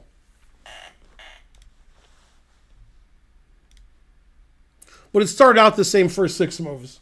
So it was the same at the beginning.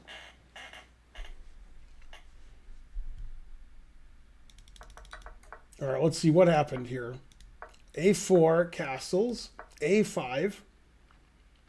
Bishop takes A5. Queen A3, forking the 2 pieces. Knight C6.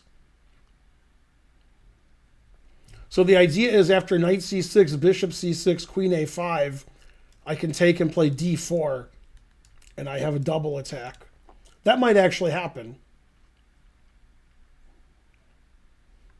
The engine wants to play G5 here and says white has more than enough compensation for a pawn.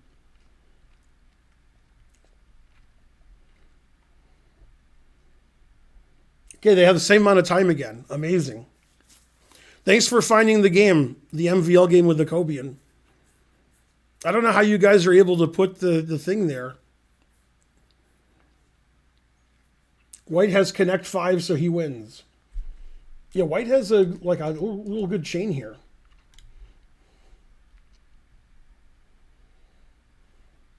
So yeah, if knight takes c6, bishop takes c6, queen takes, rook takes, there's d4.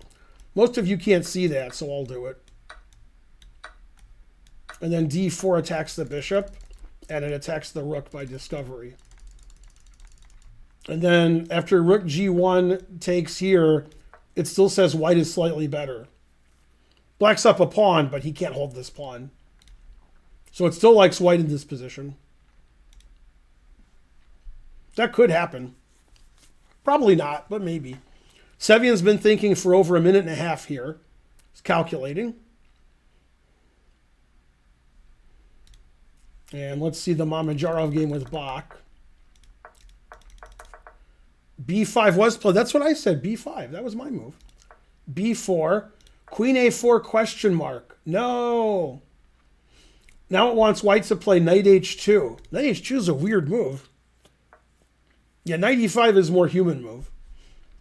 It doesn't like knight E5 as much as knight H2, but knight H2 is weird. Knight E5, that's a human move. Rook wants to come here, queen here, G5, knight F7, H6, rawr, attack. It doesn't work, but it sounded good when I said it.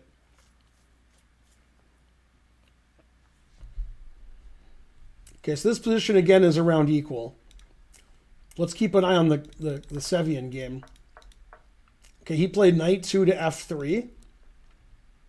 And Kamsky played bishop B6. So black's up a pawn, but white has this monster attack on the king side. And black's pieces are not really good at defending the black king here. A pawn doesn't matter much anyway. White can win his pawn back if he wants to. I don't think he has any interest in that. B4 question mark. With the idea of B5, which doesn't work. Now F6. Always play F6.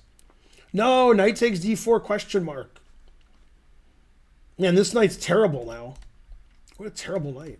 Boo. Yeah, I really hated the move knight takes D4. Kamsky played it pretty quickly. Kamsky has a minute time advantage on the clock, but his position's no good. His pieces here are all terrible. So big advantage for Sevian, time advantage for Kamsky, and Kamsky has draw odds. B5 question mark. Wow, queen C2 double exclam with the idea of rook C3. That's why B5 isn't good, because of queen C2. The queen has the E4 square also. Will he find queen C2? The answer is fries. No, knight B8. Bishop D2 exclam. Stopping queen C3 check. Now if queen C2, I can play bishop D3. G5 question mark. Every move a mistake. That G5 looks normal to me. Okay, so both sides have 2.5 minutes. The engine still prefers white. It doesn't like the way either side is playing. HG5 double question mark. Now it says H6 is winning. And Rook C1 is winning.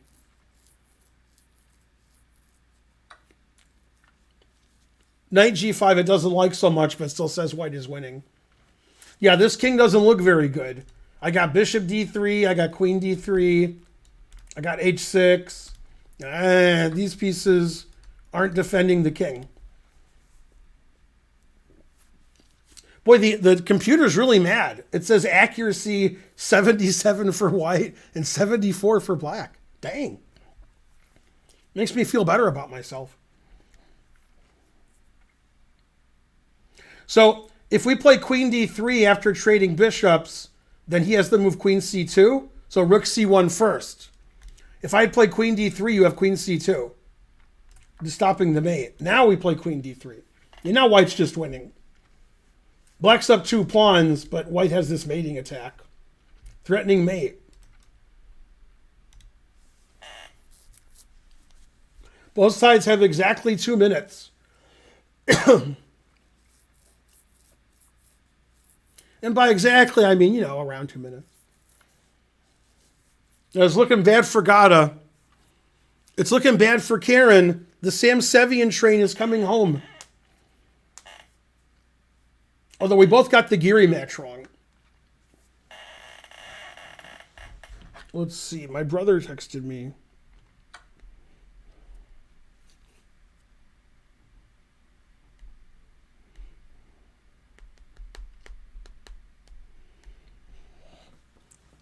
All right, they traded rooks. Black has to play f5. He could preface it with bishop a5 check, but I don't know why he would. Bishop's on the d pawn here, so probably don't want to do that. Probably just f5. Okay, 2 minutes for Sevian, 1 minute for Kamsky. And queen h7 mate is the threat. That's a threat you guys can understand.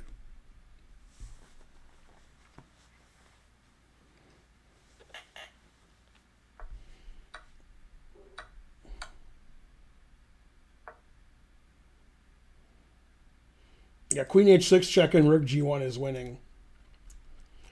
If Gata had played queen g7, which is what the engine would do, then we go into this winning endgame.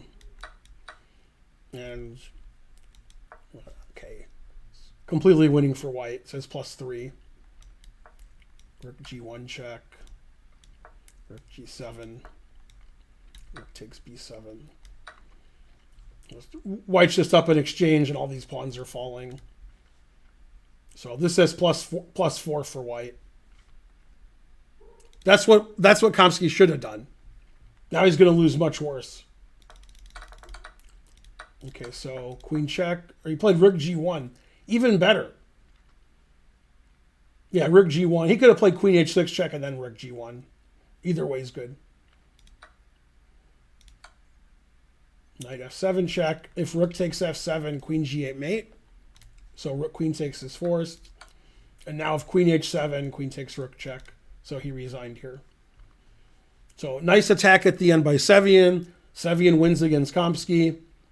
So Sevian's going to play Min Lee in the semifinal of the winners.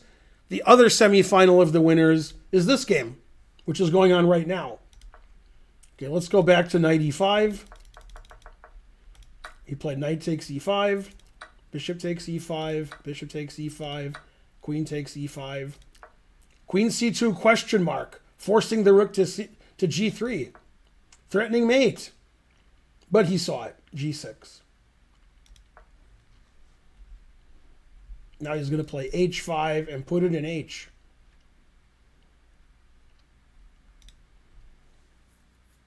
Okay, so this is the semifinal and the winners, Mamedyarov versus Benjamin Bach.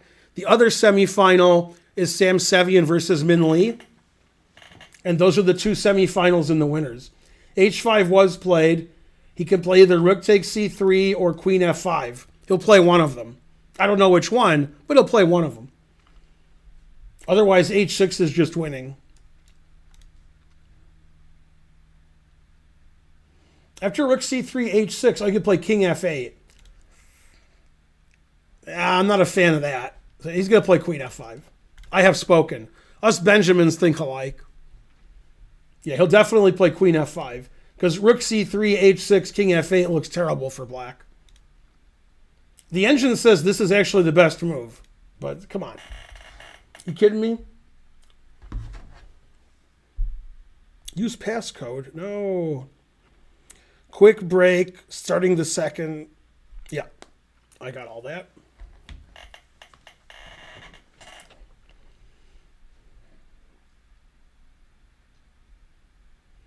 Big time advantage once again from Amajarov, 2-minute time advantage. The question is, will he play rook c3, the engine move, or queen f5, the Ben Finegold move? I mean, his name is Ben, so, you know, we're like that, son.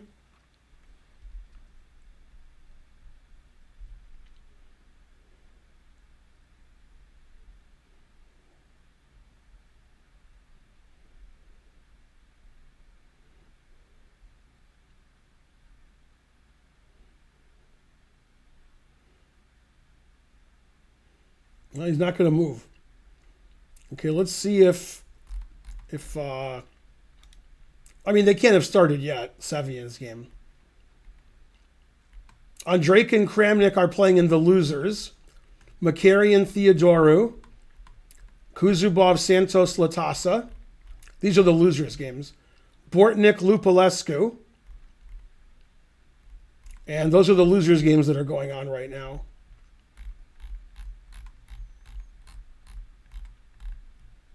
And then we have the one game in the winners, which is Bakhmamajarov, which we're watching right now.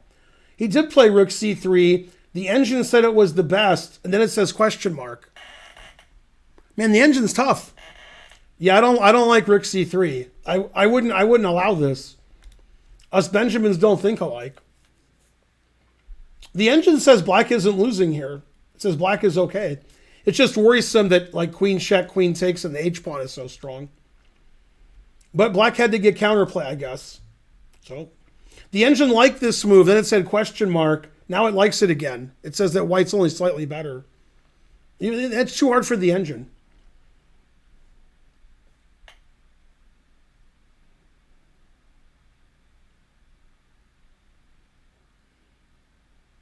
I guess it's better to get counterplay and win a pawn than just to lose slowly. So he chose that way.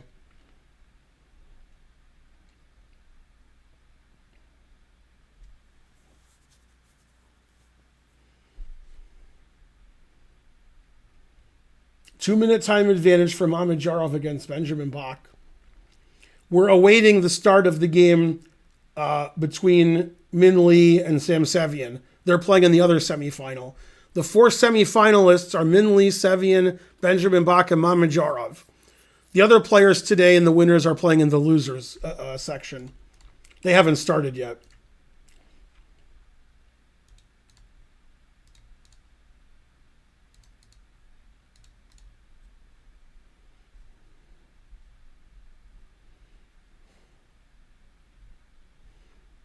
Let's see if there's anything else going on of note.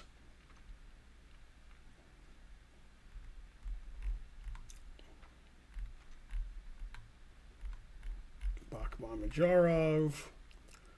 My name is also Bortnik. Okay. So right now it's just this. And then there's some losers games going on.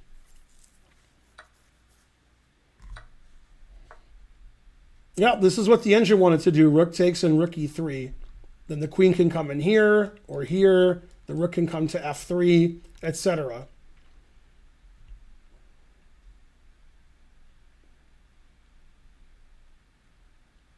One funny line is queen c1 check, king e7, then queen takes d5. That's one of the funny engine lines. Could happen. Who am I to say it won't happen? Now, the people in the losers section, they can still win the tournament. But what has to happen is they have to win the losers part. Then when that's done on Sunday, they have to beat the guy in the winners part twice. They have to win a match, then win another match. So that's going to be tough. So the most likely winner is going to come from the four winners. Most likely. But I don't know. Kramnik and Geary are pretty good. So, Kramnik and Geary one of them could win the losers and then win the whole thing. They seem like the most likely candidates.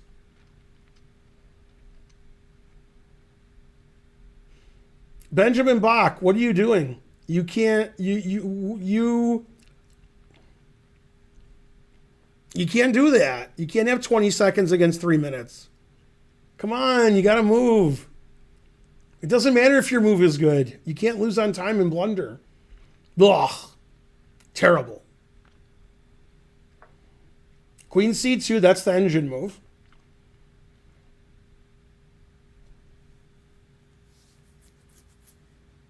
Somebody asked, why can't the queen take that pawn? The queen can take the pawn. Then rook f3. Rawr. With checkmating ideas. All kinds of checkmates. Yeah, the engine says white wins. It says the game's over. There's no defense. If you play king e7, gotcha. Oh, snap. And if you don't play king e7, I'm going to play queen check and rook check and triple checkmate you. The queen takes b4 was losing to rook f3. Okay, he played queen c2. Time situation's treacherous for Bach.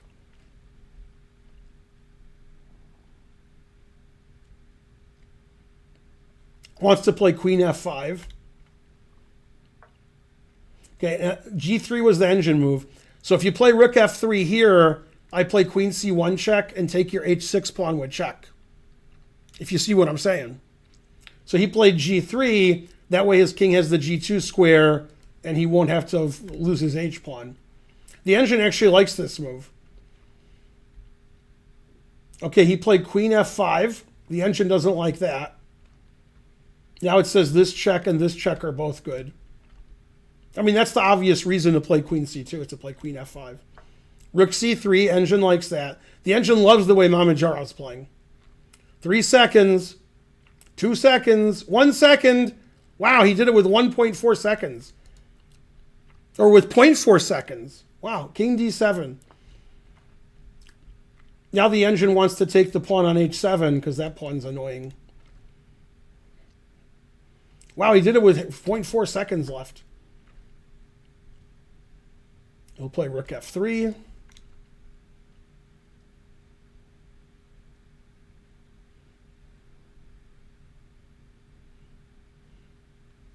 One minute to 4 seconds. Can Bach hold it together? The answer is fries. Rook a3. Oh, queen e4 check, double question mark. King h2 resigns. And the truth hurts.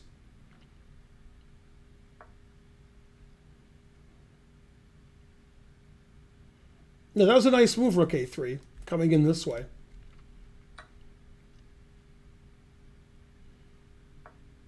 Wow, with 0.6 seconds, he plays queen f3. Yeah, he just checks and plays rook takes f7, and it's over. Yeah, I can resign now.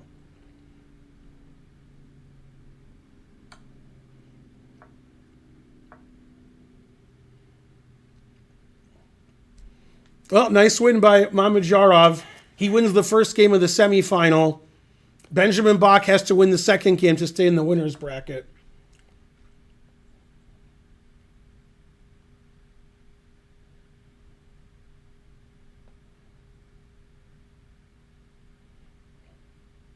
Rook here and rook here are both mate. Could have played a last move.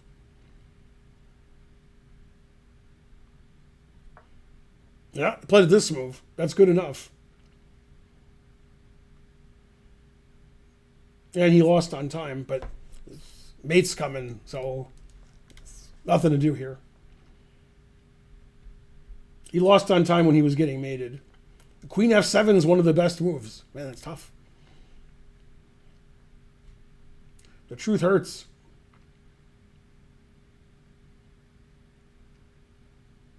How does queen e8 get mated in 2? It says it's mate in 2 if I play anything other than queen h3 check. I don't see the mate in 2. I don't see it. Oh, rook a6 is mate in 1. Oh, I didn't see this. I was looking at these mates. I didn't see this, mate. That's good, mate. All right.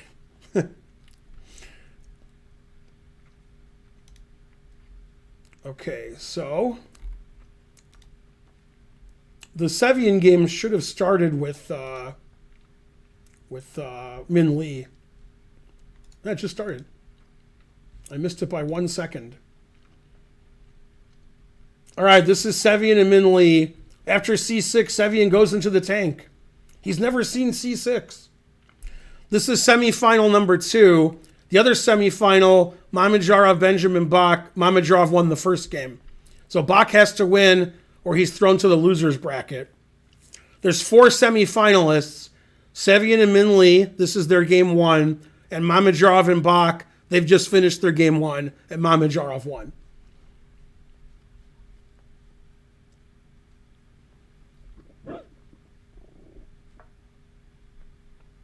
Mamedyarov and Bach will shortly start their second game in their semifinal.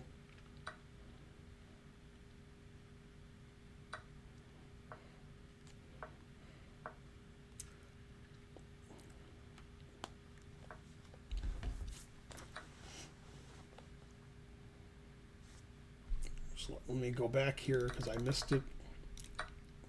So he played the A6 Slav, and he traded on D5. I've played every move here with white. I've played C5, I've taken, I've played E3, I've played A4, and I've played Bishop G5. Those are all the main moves. I've played all of them. So he played CD5, Bishop F4. So we have an exchange Slav by transposition. Takes with the queen, probably rook C1. And white's a tiny bit better. How's Bishop G5? Bishop G5, I played against Davorin Kuliasevich, who was higher rated than me, and I beat him in 15 moves. He got his queen trapped on the queen side. He played queen takes B2, and then he couldn't get his queen out later. So that worked out well for me. That was like 13 years ago. But you don't win in 15 moves against. And I remember when the game ended, I was in the hallway. Somebody said, "Why did you draw so quickly?" And I said, "I won." Because, the game was 15 moves. It lasted less than an hour. So people assumed it was a quick draw. Yeah, Finegold Kuliasevich. Actually, did I play A4 that game, then Bishop G5? No, I played A4 that game, and then I played Bishop G5. That was close. It was a long time ago. I can't remember. Okay, so this game's over, and this game's over. And let me see if the other Mamedyarov Bach game 2 started yet. Let me refresh.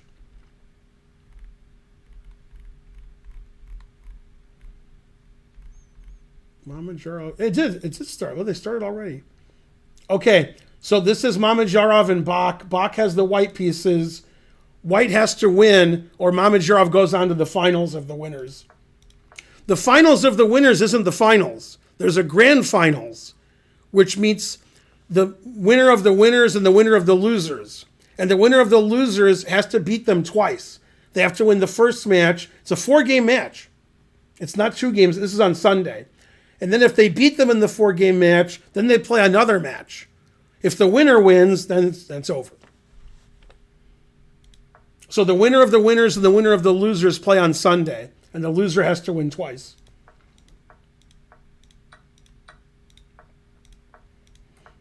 This is Benjamin Bach versus Mamedyarov. And Bach lost the first game. This is game 2. Looks like Mamedyarov's out of his prep. Doesn't know the move B3, I guess.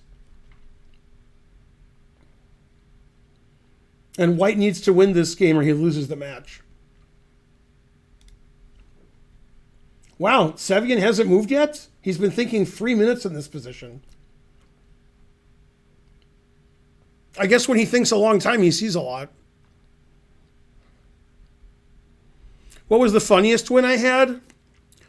I beat this guy named Rodriguez from Uruguay. I think Andres Rodriguez. There's a lot of Rodriguez's. He's a GM from where? Where's he a GM? He's from Uruguay. I think I said that already. Anyway, it was in the 1999 U.S. Open. I was losing, and he made a tactical blunder, which loses immediately. And when I played the winning move, he like put his head, shaking his head, and was crying, and then he resigned. That was funny because he was so upset. 1999 U.S. Open, Finegold, Rodriguez is white against Finegold, Sicilian. If you can find that game online, I don't know if you can find it. But the last move of the game is really sweet. The last move of the game is a tactic that he missed, which was really cool. Like a puzzle rush tactic. Man, he was upset.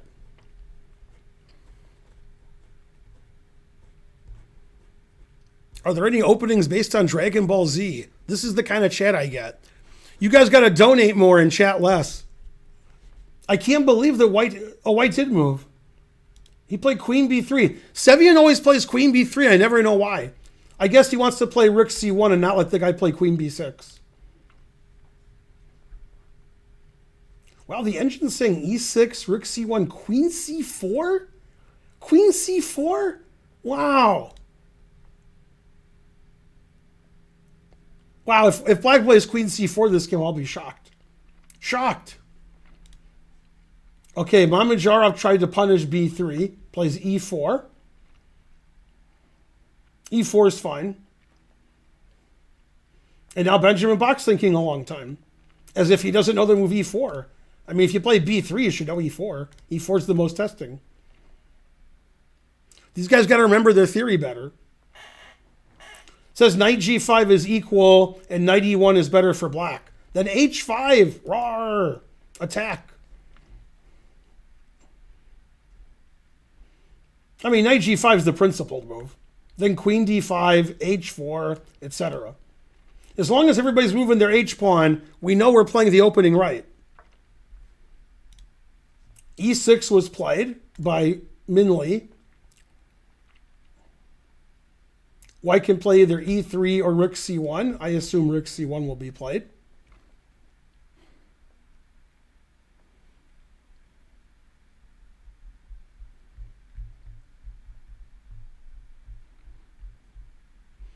Rook takes H7 check, final move.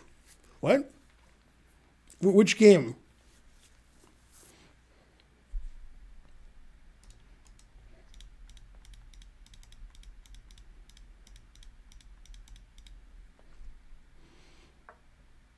Yay, go me.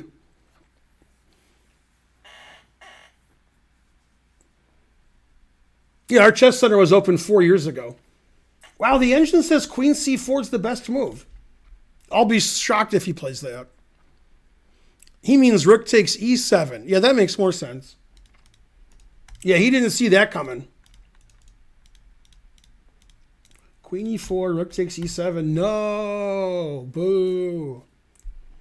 Man, the truth hurts.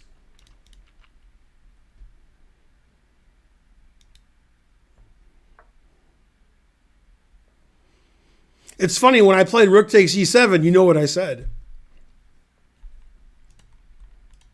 And you will know. Gotcha.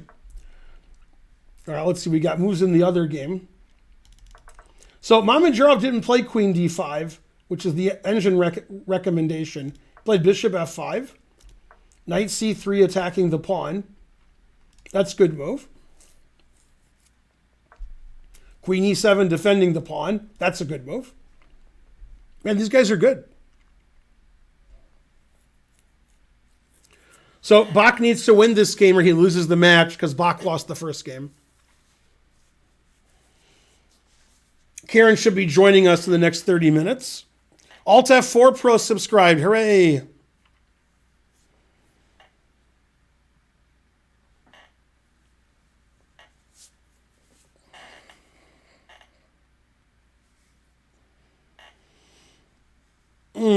The truth hurts, as my shirt will indicate.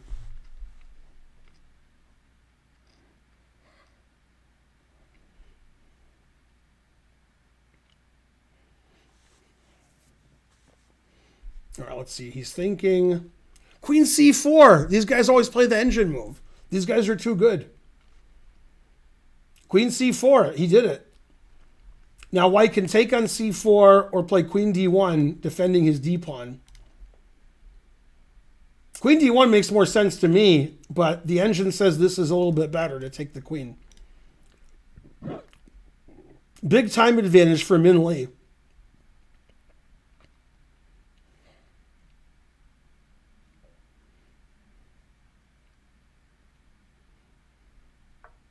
Queen d1 was played. That makes more sense to me. Now it says queen b4. Although bishop d7 is also playable. But okay, queen b4 seems... You want to get off of this.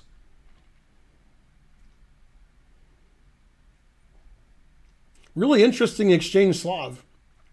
You don't see these moves very often. Queen b3 to d1, and then queen b6 to c6 to c4. That's modern chess for you. Move your queen every move in the opening. Queen b4 was played. So white did this, and black did this. And that's how you play chess. You just move your queen every move. Now it says queen d2 is forced, defending the pawn. If white wants an advantage. Because you got to defend this pawn too. So no queen c2. Queen a4 check is equal after bishop d7. He won't play queen a4 check because he didn't trade queens here. So he's not going to go here. He's going to go on their last move. So he'll play queen d2. Go back to this game. Benjamin Bach, white against Mamedyarov. Bach is in a must-win situation. Bach played d3. The engine agrees. And after takes, the move e4. If he doesn't want to take, he can castle queenside and pin the pawn, which the engine doesn't like. The engine says white can just win a pawn there. Now it wants to play e4. Wow, he just took back immediately without thinking. The engine hates this move. It wants to play e4. Now after long castle, it says black is better. Obviously, white's threatening rook e1 here. Black doesn't want to deal with that. So he will long castle. And then this d-pawn's very weak. But okay, long castle is also good for Bach because we get a position that's very double-edged with opposite side castling, and Bach needs to win. So even though black is fine here, according to the engine, there's winning chances for both sides. And he needs a double-edged position. Okay, it hates that move. Doesn't like taking back. It wants to play rook d3. Although I would have just taken back. So I agree with that move. So queen d7 is better than bishop takes d3. Bishop takes d3, rook d1 threatens the bishop and the c6 pawn. Yeah, so Bach has a position that he wants. He could win. It's possible. The engine says black is slightly better, but black has to play queen d7 to be slightly better. Also, it didn't like taking back. It wanted rook takes d3. Queen d7. Mamedyarov with that time advantage, and his position is very good also. But really crazy position. Two bishops for black, weak isolated pawn here, doubled isolated pawns here, king is a little exposed, etc. This king is suspicious without a white squared bishop. He could get in trouble later. Okay, lots of moves in the Sevian game. He played queen d2. Then black played bishop d7, e3, bishop d6, a3, bishop g5, knight e4, takes. And the engine says it's all zeros. Same material, queen rook and two rooks and two bishops each. And both sides are going to control the c file. Black's going to play rook c8 next move. This pawn can't be captured or attacked. And this bishop can go to d5 in case, or he could play f5. So this position is just equal. So good for Min Lee. Min Lee has a 4-minute time advantage, and he's equalized with black. And he's made a lot of queen moves. Queen b6, here, here, here, here, here. The queen made a lot of moves to get to b6. But finally, it's safe on b6. And black's position's okay. Good game by Min Lee so far. Okay, he played bishop e3. The engine hates that move. It looks like a normal move. I don't know. Get your bishop out. Attack a7.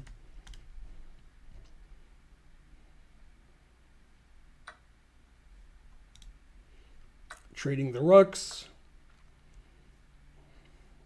This game looks like it's petering out to a draw.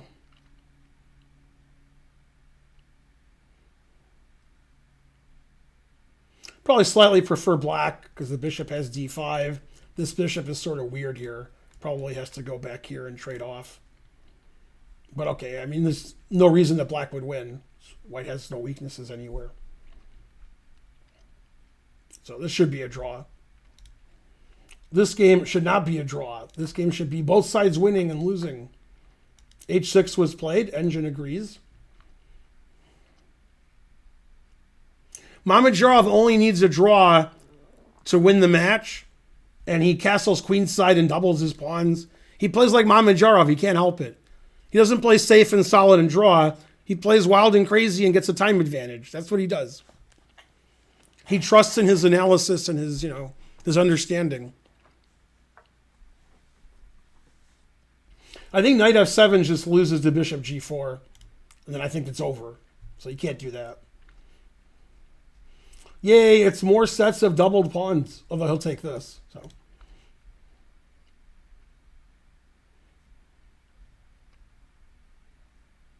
queen g2 runs into bishop h3. Queen here runs into knight h5. Then he has to play queen e5. And the engine likes black there. Queen f5 double question mark.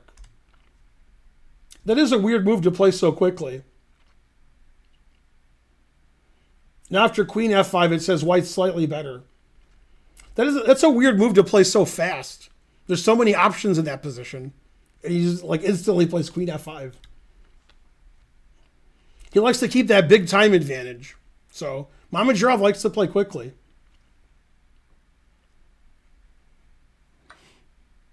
I can't complain. My game against Mamedyarov was one of my favorites. He's the best player I've beaten by quite a bit. Go Mamedyarov.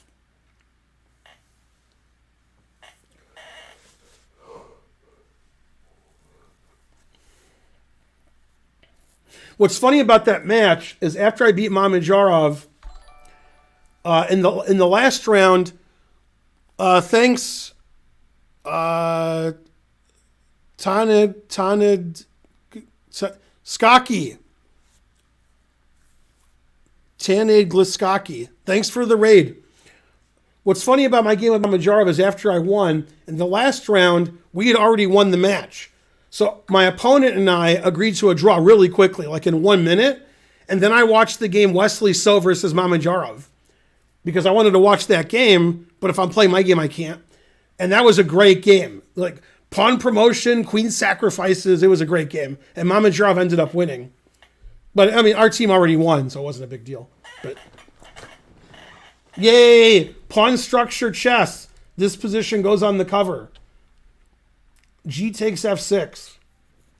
I like the way black only needs a draw and he gets this pawn structure. The engine says white is slightly better, very slightly. Just slightly better, tiny little better.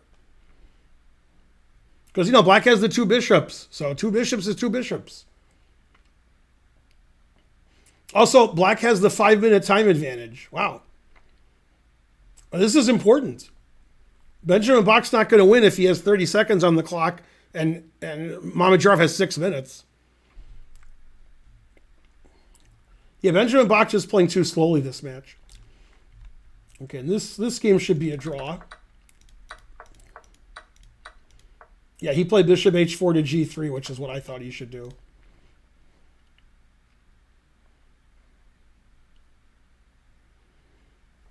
Engine says queen a5 is a move with this idea. Interesting. Well, Min Lee having no problems with black this game. Time advantage, position's fine. No problems at all. So far, Min Lee's playing great this tournament. I mean, the whole tournament he's playing great. He's in control like every game.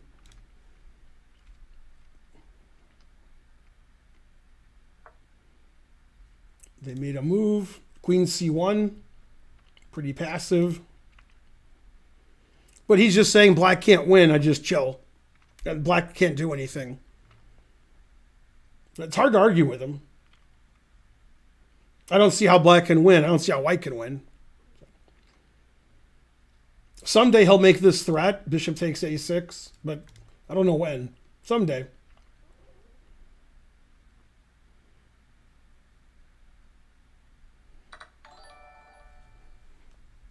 Yay, he raided with a party of one again. Which means if he keeps doing it, he'll be banned.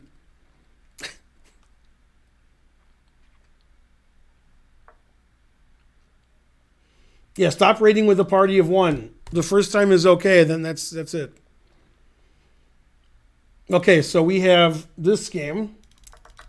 Wow, he did play knight e2. That was the engine move. If bishop takes knight, queen takes queen.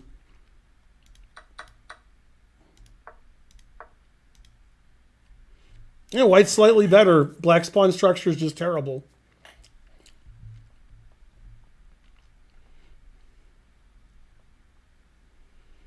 Benjamin says he's Bach. Hello. You're a raider.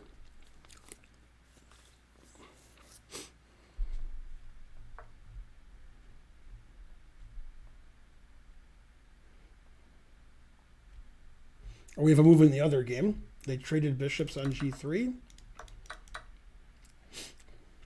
Yeah, just a dead drawn position. Nobody can do anything.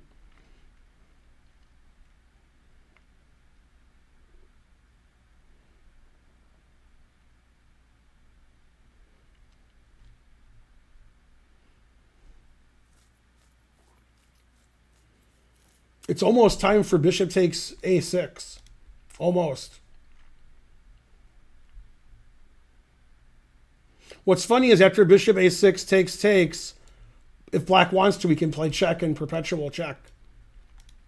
That'd be funny if that happened. I think that's a line. Bishop takes a6, takes, queen here. The engine doesn't give it, but it looks like that could happen.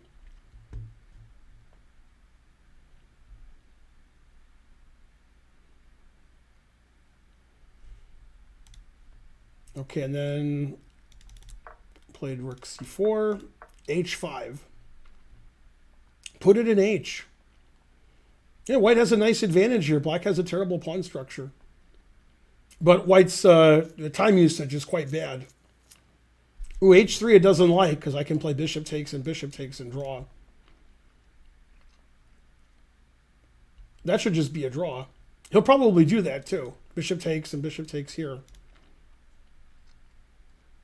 Opposite colored bishops, even pawns, black's a pawn up. Black has a terrible pawn structure, but that should be fine. Yep, and he plays bishop takes f4. He wants to force the king to c8, so when he takes with the rook, the a7 pawn is hanging.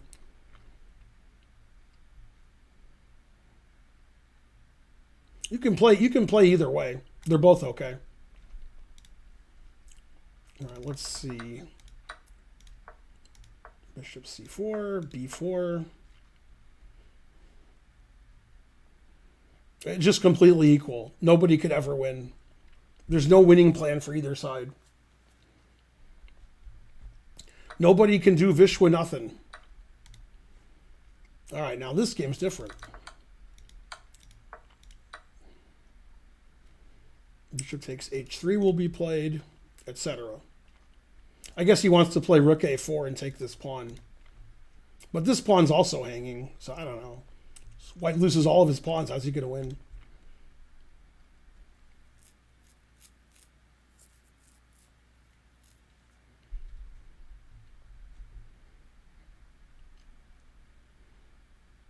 Okay, he did play bishop h3, rook c1. White's threatening all the weak pawns. Rook d6 defends them all.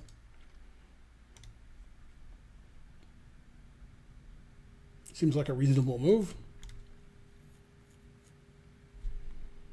So Bach is pressing for the win, and this game is pretty drawn.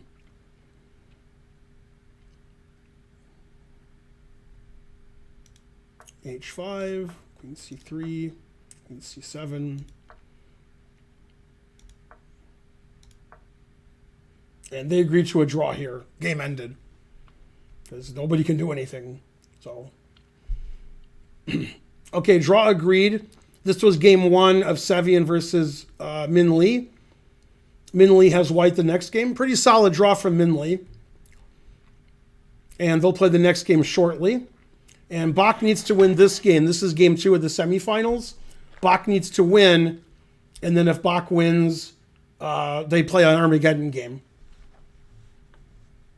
Big time advantage for Mamedyarov. And the position's about equal. Slightly better for white. White has a better pawn structure. But white doesn't have a lot of pawns left. So it's hard to win. Need some pawns. Yeah, the engine wants to go rook d1 and then bishop c8, bishop b7. And black has some threats on the white squares.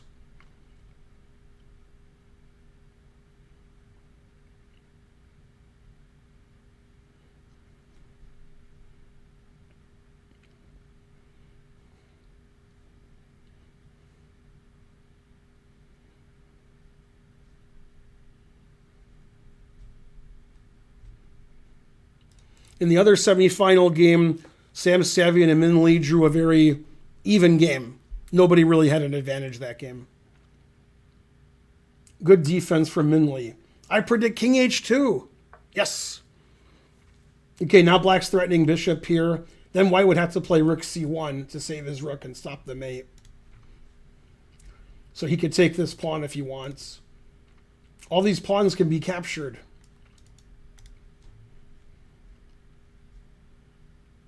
But bishop c8 is really accurate to play bishop b7. It's amazing that black can get an attack. But the white square bishop is gone. So that's what happens. Let's see, getting a notification. You're banned. What?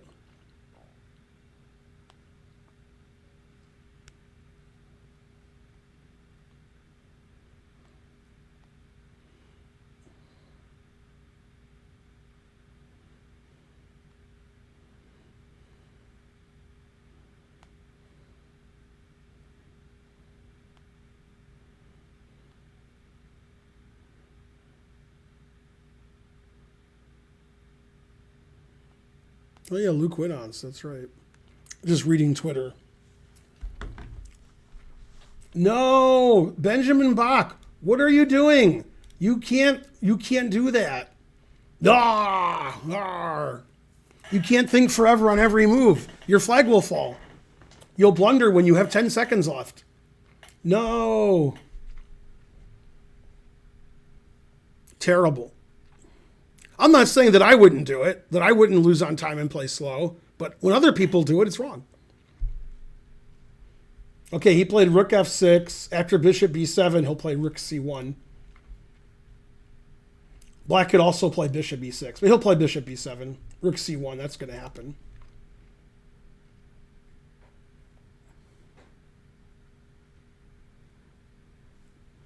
The engine says this is equal. It says bishop here, rook takes, bishop d5. Obviously, white's better there, but it's opposite bishops with 4 pawns each. So it's hard to see how anybody can win. I'd rather have white because black has 4 isolated pawns, but not much to work with there. Let's see if the other game has started yet. Let me leave this for a second. It has.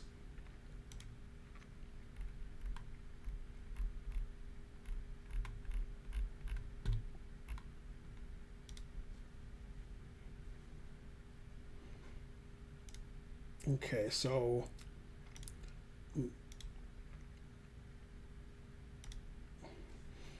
okay, this is Min Lee versus Sevian. This is the same game that Min Lee won against, this is Min Lee's game against Geary. Yeah, and I think he played rook c1 here, like 2 hours ago. And bishop d2 this game, and now Sevian's thinking. Okay, they drew the first game. If they draw this game, they play Armageddon. If somebody wins, they win the match. Okay, and all that stuff that I said would happen is going to happen. Rook c1. He'll probably take and play bishop d5. 24 seconds for Benjamin Bach. Okay, so all that stuff did happen, and the engine just says it's equal. Although I'd rather have white, because black has 4 isolated pawns. So better to have white. Just very difficult to win. Rook can come to e2, and it's hard to hold on to all these pawns. After rook e8, he should probably play bishop e3. I think if the rook gets to e2, then black can never lose. Time situation is treacherous. King h4, bishop e6.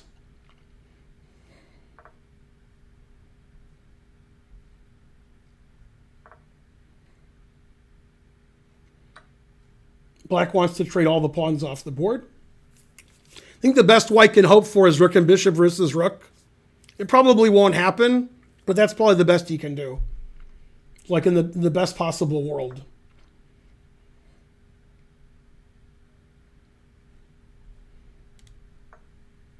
See what happened here. Bishop d2, he takes, castles, e3, rook e8. Sevian's position's already fine. White has 2 bishops, but his bishops aren't very good. Black is really solid.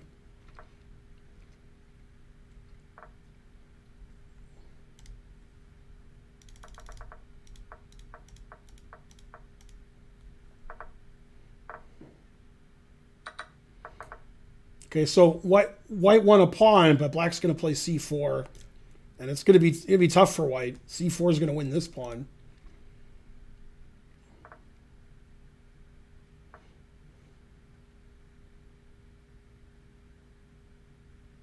After c4, the engine plays bishop takes a5, which it says it's a draw, but it says that's the best move. Now a4 is the best move. Yep. Yeah, that's just a draw. It's opposite colored bishops. You can't get a passed pawn. Pawns are all off the board.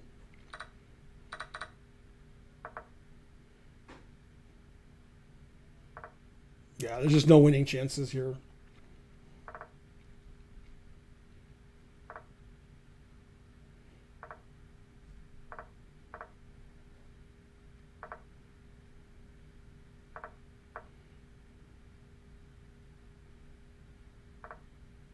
Yeah, king here, king here.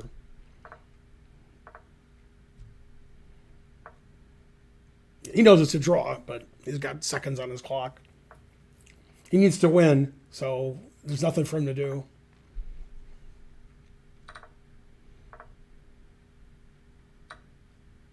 Yeah. Now it's a draw without this pawn, because we just sack our bishop for the pawn.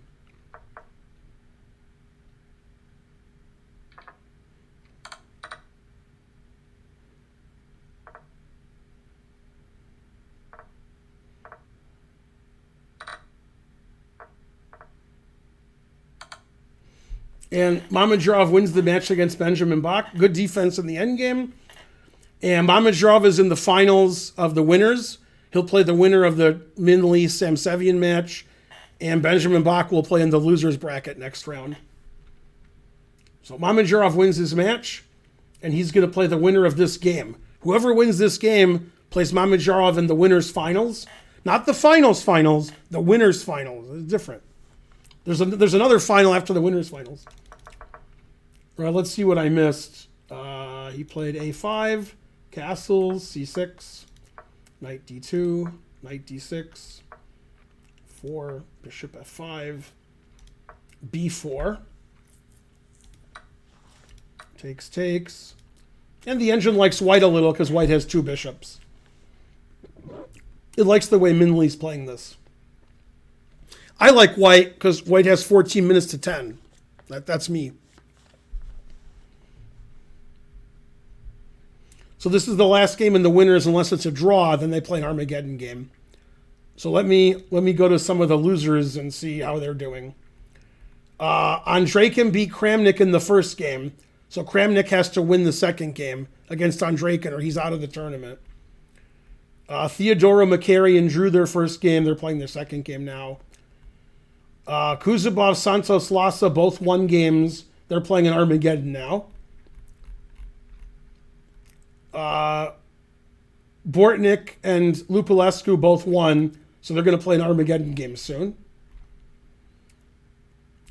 We knew Makarian won in the Armageddon. We already heard about that.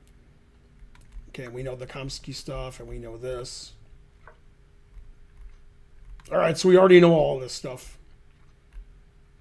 And Kuzubov won against Volkidov. We knew that. Okay, so we know all these results. Let me refresh.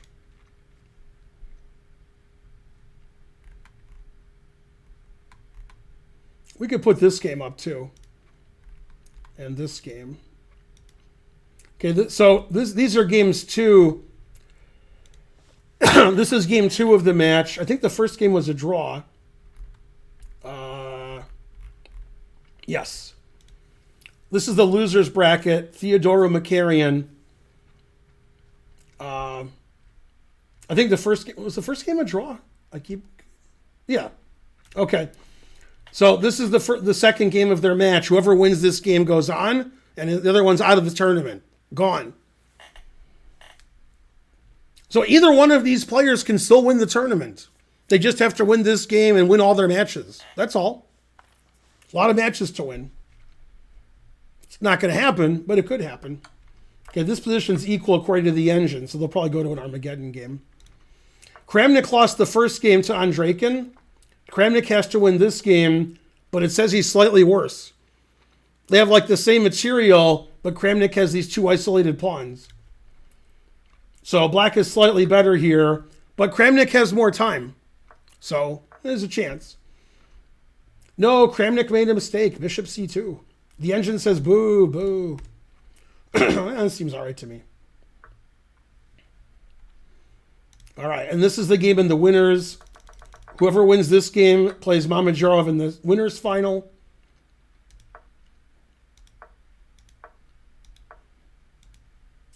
White's playing very aggressively on the queen side, gaining space. White has the 2 bishops, and black has the Vatals.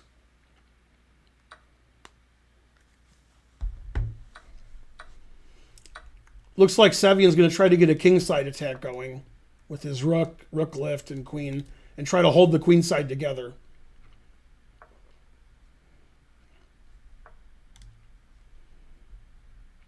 And Kramnik is slightly worse, and he needs to win.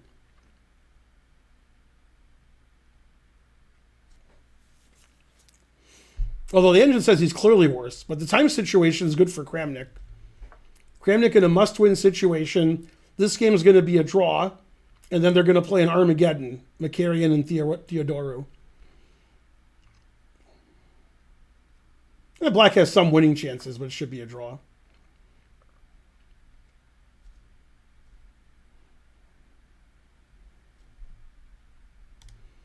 And here Kramnik is in trouble, but he has a lot more time on the clock. And Kramnik lost the first game. He needs to beat Andrejkin. Man, you're in the losers bracket. You're in Division 3, and it's Andrejkin and Kramnik. Man, that's a tough matchup. That seems like a Division 2 winners matchup, not Division 3 losers matchup. Okay, they traded on e4, Min Lee and Sevian. Sevian's going to go for that crazy attack. Try to checkmate the king. Never play f3. Kicking the bishop away. Although it does play bishop f1 next move, so that's okay. Sort of stops black's attack. Bishop f1, and then we can't... Yeah, then it's hard for black to do anything over here. So Min Lee has an advantage, 2 bishops, and he also has almost 4-minute time advantage. He put it in h5. I like the way the engine plays bishop e1. Just push your a-pawn and put your pieces on the back rank. That's how you do it. Bishop a1 makes a lot of sense, actually. Bishop's going to be good on g3 also. Protect h4 a little bit. Open up the file for the queen.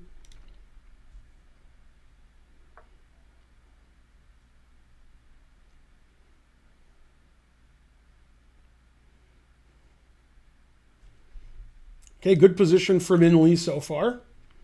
Let's see if Kramnik can pull this one out. Bishop b3 question mark. And his rook's hanging on e1. He doesn't have time for queen f7.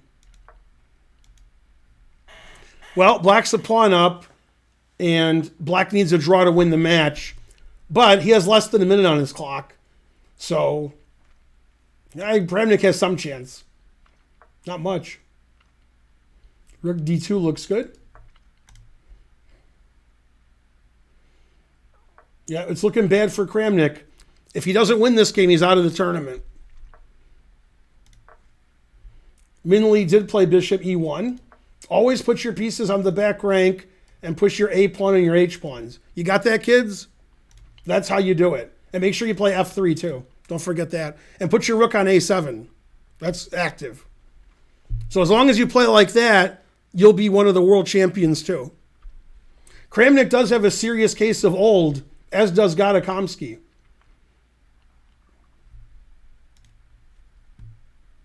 Not as serious as me, but close. Okay, so he played queen f6, knight g5. Well, the engine wants to trade queens, but Kramnik needs to win this game. So it's probably not a good idea. Queen b7 for the win. Looking bad for Kramnik. What about this game? This game is incredibly drawn. So they're going to have a Armageddon, Mkhitaryan and Theodoru. And whoever loses the Armageddon, they're out of the tournament. Kramnik did trade queens. Kramnik has to win this pawn down endgame. Good luck. And time situation's about even now. Kramnik thought a long time about how to keep chances, but he can't keep any.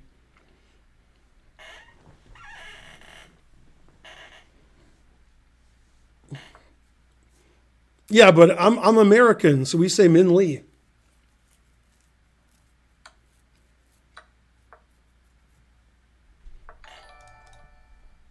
Chess Dojo Live is rating just like yesterday. But I can say Min Lee. Then people will say, who's that? Oh, snap. No, Kramnik played f3. Terrible.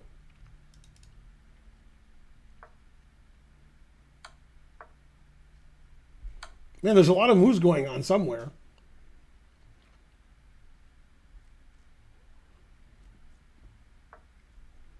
Now, this is still a draw. The king has nowhere to hide. Just keep checking him.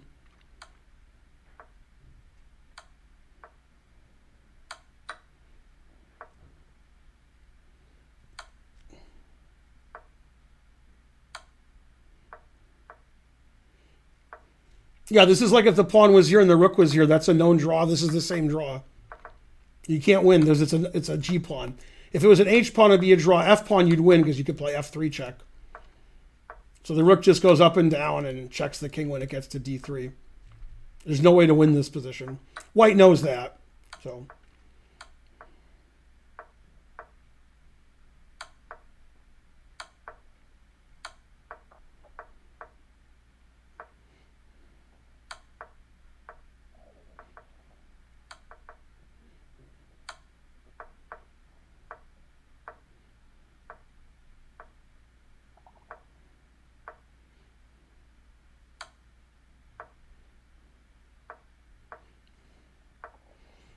Black knows it's a draw too, but he can't draw because he wants to win.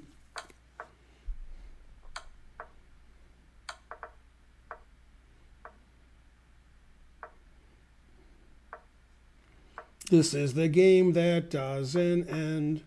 But this is good. You're learning the drawing technique. Check forever, put the rook behind the pawn. Black has nowhere to hide.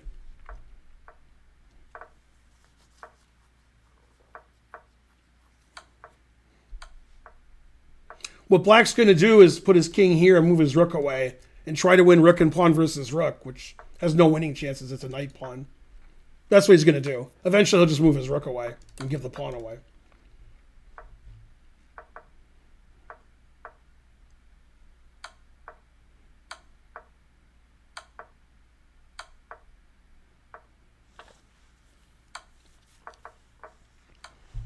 All right, it's too exciting. Okay, Kramnik has to win. He's down a pawn for nothing. Let's go back.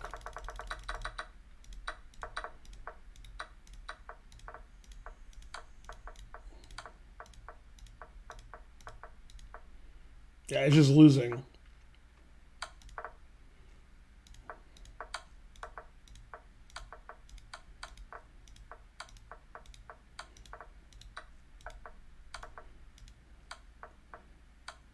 Well, Kramnik has to win with white or he's out of the tournament. It doesn't look like he's going to win with white.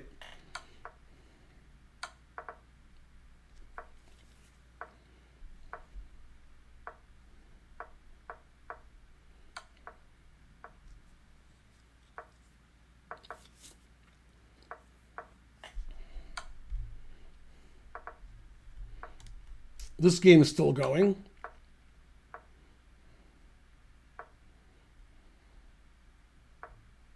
If you ever have white in a position like this, now you know how to draw.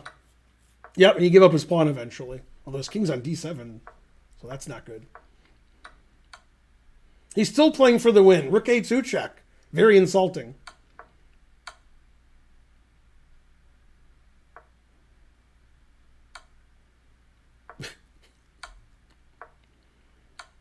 They're on move 162. And black still plays for the win. Wow. And white has 4 minutes left.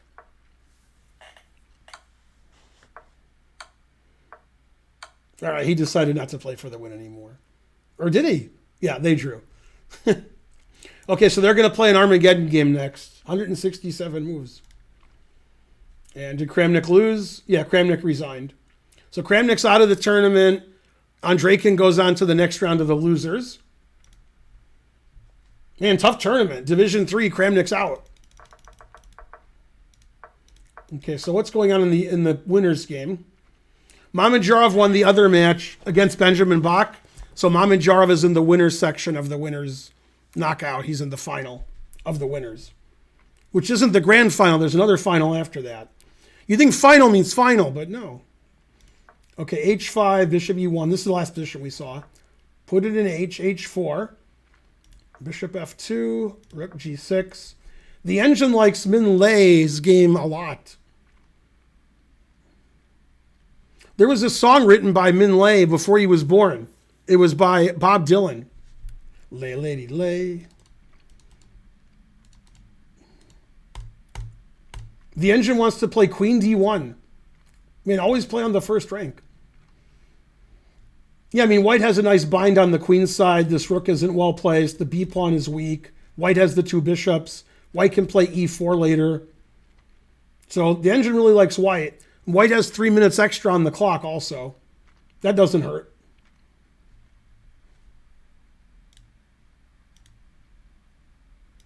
Let's see if there's any other live games we can look at.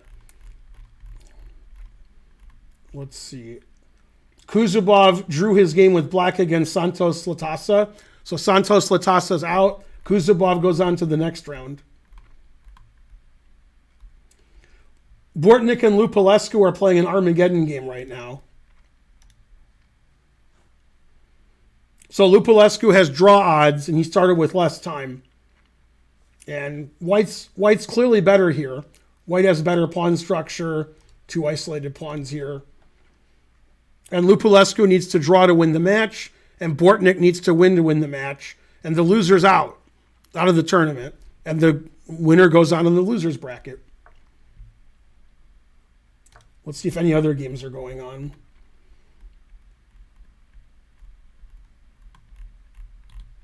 I don't see any other games.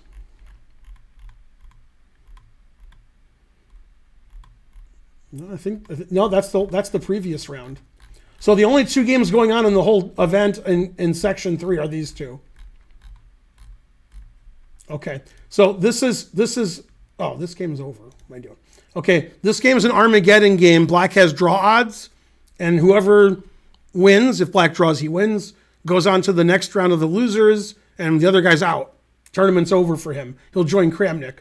This is game 2 of the semifinal. The winner of this match plays Mamedyarov tomorrow in the winner's final.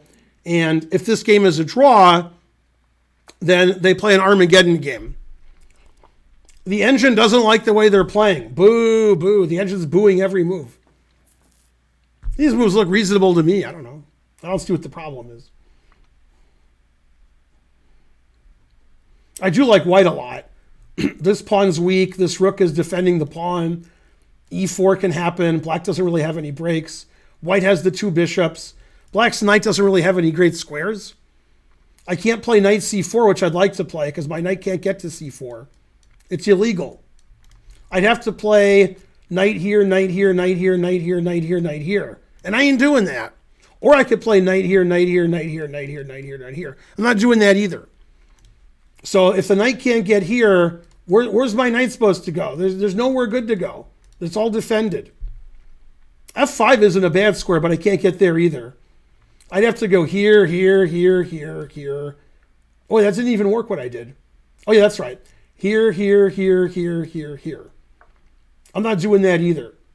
It's too hard. So white has an advantage here. White has more time on the clock. The engine doesn't like this move either. That's the kind of move I would play because the bishop was lined up with the queen. So I get my queen off of b3. That seems very reasonable to me. The engine says queen g5 and black is equal. Doesn't like h3 much either. The engine just doesn't like the way they're playing, but they don't have a lot of time on their clock, and they're playing all right. These moves are fine. Boo, engine. Rook takes a5, exclam, it says. Wow, rook takes a5. Yeah. Takes. Yeah, okay. That could happen. So the engine wants to either take this or play c5. It doesn't think black has any good building moves anymore. Rook f6 question mark, threatening this pawn. Seems all right. Big time advantage for Min Lee. Okay, let's see in the Bortnick game what just happened. Black just played the explosive c4. This is the last position we saw. He played knight e4, c5, knight d6, c4 question mark. The engine says bishop takes c4, knight takes c4, and white's a pawn up. Yeah, well, true. For nothing. Just white's a pawn up. So good chances for Bortnick to go through to the next round. The loser of this game is out of the tournament. Bishop e2, exclam. Finally a move the engine liked. You know what I like? The time advantage. So Min Lee has a better position, two bishops, and he has a 2.5 minute time advantage. So it's looking good for Min Lee. Min Lei. Min Lee was doing good earlier in the tournament, but he's been replaced by Min Lei.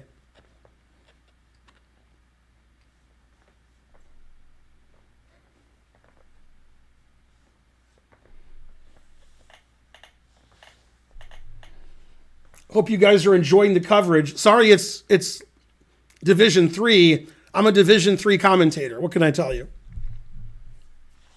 Players are pretty good, though. These are the only two games that are going on right now. If this game is a draw, they're going to play an Armageddon game, these two players. If somebody wins, they're going to play Mamedyarov in the finals, and the loser will go to the loser's bracket. We're getting down. After today, it's going to be two-player in the winner's brackets. Only two. We'll still have several people in the loser's brackets, probably 8 or something. Or maybe just 4. I think 8 after today. Yeah, 8. Yeah, that's right. Rook takes a5 question mark. G4 exclam? Who's going to play G4? Who's going to not take this pawn? Yeah, you take the pawn, obviously. G4? What kind of move is that? Yeah, the engine says white's +1 and white's +3 on the clock.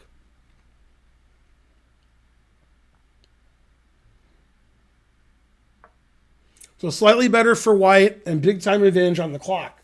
Looking good for Min Lei.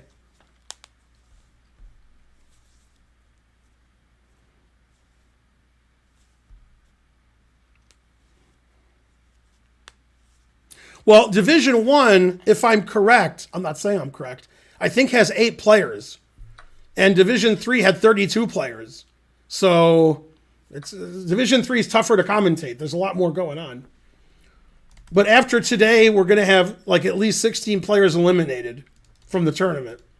So tomorrow and the next days will be easier. There won't be so many games. Okay, he took and played Queen B4. Engine approved. Sevian's down to less than a minute on the clock. 4 minutes for Min Lee. Lay.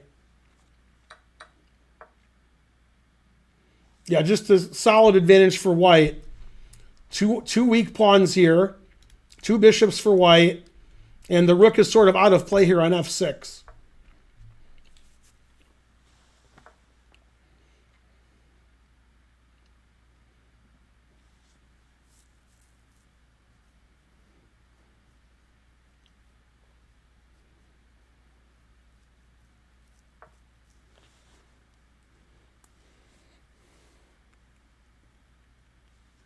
Oh, Lupulescu did something wrong? Oh, yeah, I don't know. He just sacked a pawn. Yeah, it doesn't like the way he played. It wants the knight to be here, not the bishop. It doesn't like the way Bortnik played. It wants to play bishop takes c4 and keep this knight. It doesn't like keeping the bishop. G5 exclam. Knight takes question mark. What other move? What move am I supposed to play?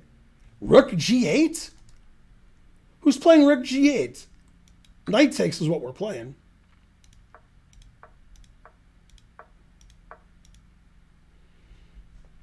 This is like 50% draw, 50% win. And if black draws, he makes it to the next round. And if white wins, he makes it to the next round. So that's fair.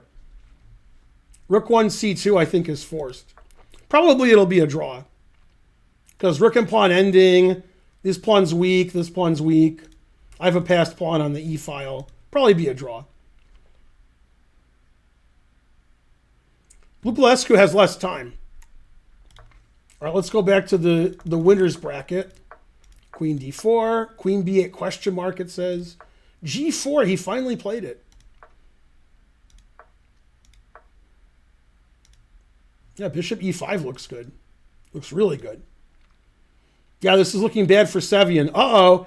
10 seconds for Sevian, 3 minutes for Min Lei.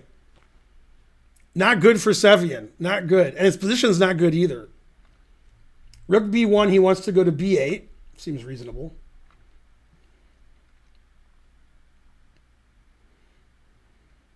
Bishop C8. Now the knight can come to E6. Can't play queen takes D5 because queen takes E3 check.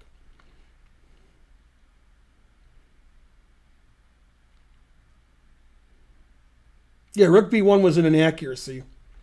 Let's go back to the Bortnik game. Yay, level 6 Laser Lotus. 1,000 bits. Thanks for the support of the stream. Without your support, we can't stream. Now it says white's winning. White can play rook here check and rook F2. If he sees that, he'll probably win because he'll win this pawn.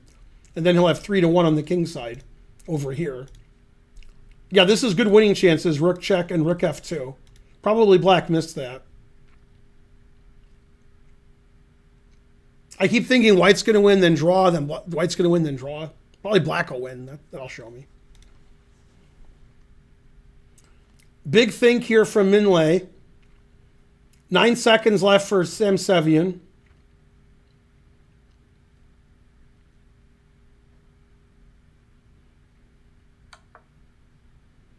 King F2 was played. Engine doesn't like that move. Seems okay to me. Doesn't like this move. Well, the engine's mad. Wants to play rook B5 now because then this pawn is indefensible.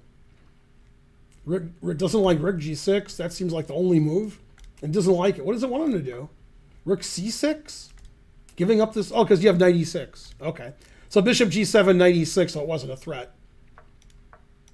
But yeah, rook is badly placed on G6. He did find the rook F2 idea. And rook F2, and rook takes F7. It should be winning for white, I think. Because I play H4, you're going to lose this pawn. It's a lot of passed pawns for white. Should be winning. I can save this pawn by playing rook F3. Like we trade rooks, I play rook f3. I move my king up here. My rook is cutting off your king. I think it should be winning. More time for Bortnick also.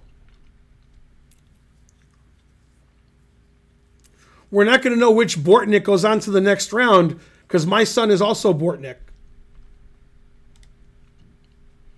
If you remember Simpsons from 30 years ago, you'll get that joke. All right, what happened here? Bishop b5, bishop d3. Now I can play bishop takes g7. And then after knight e6, bishop f6. Wow, I wonder if he'll see that. Bishop takes g7 is winning if he plays it. Okay, Sam Sevian's catching up on the clock. 20 seconds to 11. It's too exciting. Stop the game. Yeah, he didn't see bishop g7.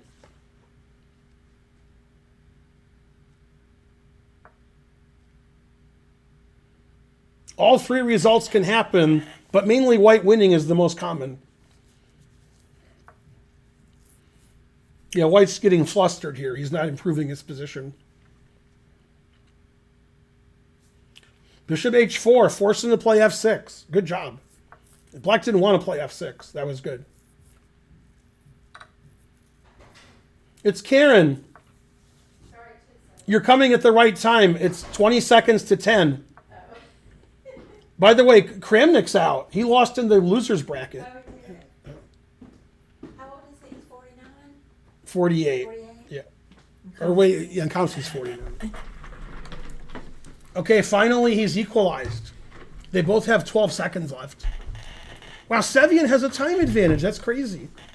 So white was winning or much better the whole game, and then he messed it. I need a big time advantage. He messed it up. This is game 2. Mamedyarov beat Ben Bach. So Mamedyarov is in the final of the winners. The winner of this game goes into the final of the winners. They drew the first game. Oh, okay.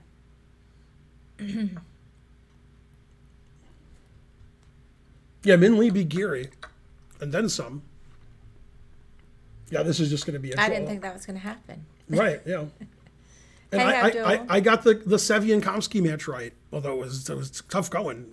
Games were suspicious. They agreed to a draw. Even though they both have 10 seconds left, it's so drawn. So Sevian escapes. And what's happening this game? This is the other game that's going on in the loser's bracket. This is an Armageddon game. I think white's going to win. Ooh, that says it's a draw after that. It says that's a blunder. What does it want him to do? Well, it wants him to play king g4. Then if rook takes pawn, I can take both pawns. I'm not sure that's winning. Might be. I don't know if that's winning.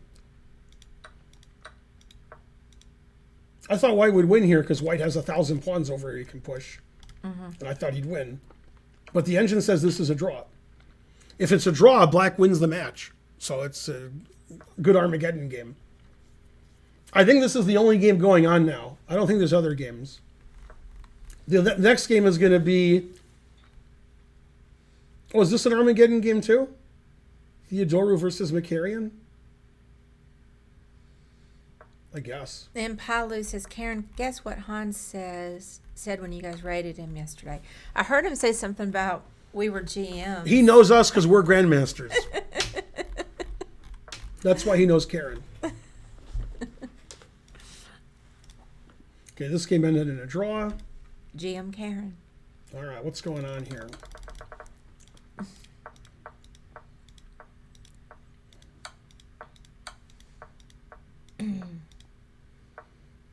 Now, this is tough for white to win because he can't move his king because he gets mated.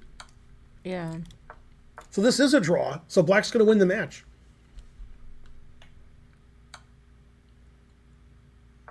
If only I could play here, I would win. If I could play h5, then... Yeah, this is just a draw now. He can't win. Okay, put him in Zugzwang. This is funny. The engine says give this pawn away and draw. Like rook here, and just move your rook here. And just keep moving your rook. And forget about this pawn. Just rook here, rook here, rook here, rook here, rook here, rook here, rook here. And draw. Okay, he played here. Now he's losing. Now king h5, h4. Yeah, he couldn't give his pawn away. He couldn't do it. He had to keep it. But now he's losing. King h5 and h4 wins now. He put him in zugzwang, but it wasn't a zugzwang. That's very instructive. That keeping the king from moving to h5 was more important than not losing the pawn. Yeah, now it's just an easy win. Yeah, rook takes, rook back, h4, g5, resigns. He should have realized allowing king h5 loses. That was a bad mistake from him. Yeah, he knows this is losing. Yeah, rook here, GG. h4, g5, GG. Yeah, rook check. King g6.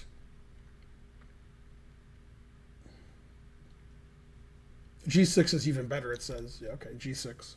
And if king g8, king h6 threatens mate. He has to resign now. Wow, that was quick.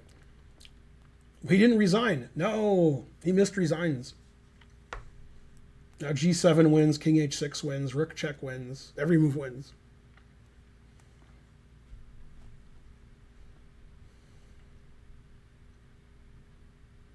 He's got a minute on the clock so he can chill. So Bortnick's going to win. King h6, and that's it. Very nice. If you queen, I take your queen. And then I queen with check. The rook is overworked. Yep. Yeah, it is like a puzzle. Mm-hmm. If you play rook g2, then you play rook takes pawn. I'm sorry, I wasn't looking. If you play rook g2, then rook takes pawn. Yeah. He resigned. So Bortnick wins. Lupulescu was losing the ending, then drawing it, then losing the drawing, and then finally lost. So Bortnick goes on. Lupulescu's out of the tournament. You're out. All right, let's see if there's any games going on now. The answer is fries. This game's going on. This is a Armageddon game. That's the word I wanted to say. This is Theodoru versus Makarian. They drew their first two games. The loser's out of the tournament, and the winner continues on in the loser's bracket. And wow, what's going on here? They started 10 minutes to 4? Oh, that's how much time they have now. Okay. Black has draw odds, so Black won the Armageddon battle of choosing time. I'm doing fine, backspace. Hey, Jacques the Hat. Man, Black must be happy to trade everything with the draw odds. Wow, this is a dead drawn position.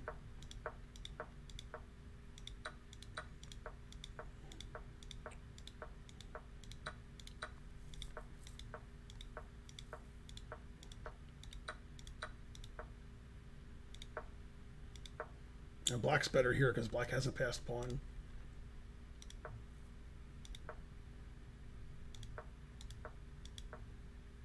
And now Black's winning. I mean, Black needs a draw, but now he's winning. Two passed pawns. This 2-1 is the same. It's nobody. White can't get a passed pawn. So you have 2-1 here, and I have 2-0. And my pawns are on the 4th rank, and they're going to attack your rook with tempo. So this is just completely winning. Yeah, this Black's pawns are quick. D4 question mark. Now it's a draw. E3 was winning. Okay, it's okay if it's a draw, though, because he wins the match. But G7 draws. Looks like Black is just winning by queening his pawns.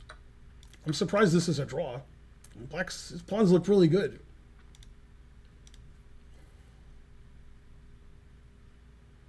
Yeah, it says White does this, and draws, even though Black queens. So White has 9 minutes left, so he's going to think forever. Yeah, bad technique by Black. Black was winning, and now it's a draw. But he might still win. I mean, White can't win. Black's going to queen first. Like, Black's going to really queen first.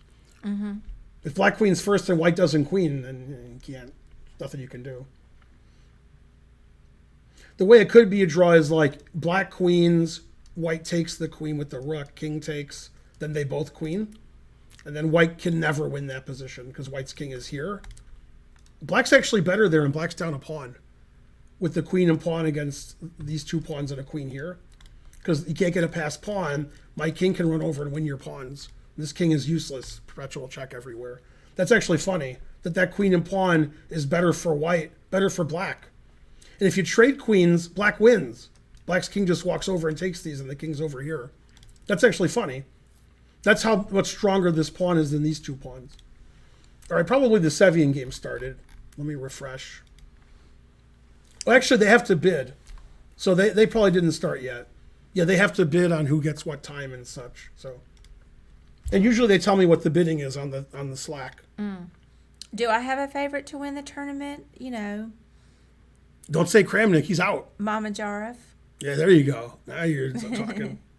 I mean, I missed most of it today because I was doing my poker study group. But that's who I think could win. Might win. All right, what happened here? He played H4 question mark. Now he's losing to E2. What should he have played? He should have checked. It says this draw is rook check. I mean, nobody knows that. Nobody would do that. Everybody would do this. That's what everybody would do. Now after E2, you play H5 because he's not threatening the queen because you skewer the king and queen. Right. But he should still play E2. And then after here, he plays King F5 and he wins. Wow, King F5. Nobody's going to play King F5. It's just not going to happen. I think that ending that I imagine is going to happen. White's going to queen, black's going to queen, and then they're going to draw. Although black's better. Which is funny because he's down a pawn. But white pawns are no good. D3 is a draw, it says, and E2 is winning.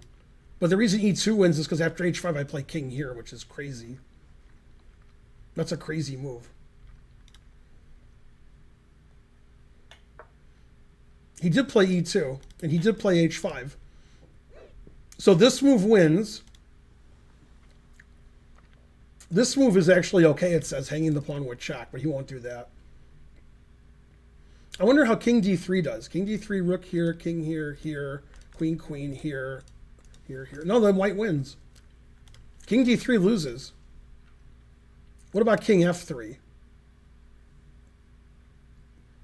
King F3 probably draws. I don't think he'll play here because who would play that? Oh, he played it. All right, never mind. That's the best move. Yeah, because these pawns take care of themselves now. You can't. One of them's going to queen now. So you want the king here so when I queen, I can mate white's king. Get the king out of the way of checks and stuff.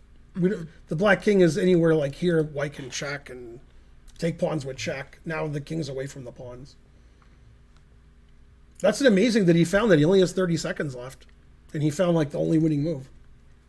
Black just needs a draw to win the match. Let me see if they've bid times yet. They have. Okay, so Min Lei bid 11 minutes and Sam bid 11 minutes and 5 seconds. So Min Lei is black and they just started. I get the good information.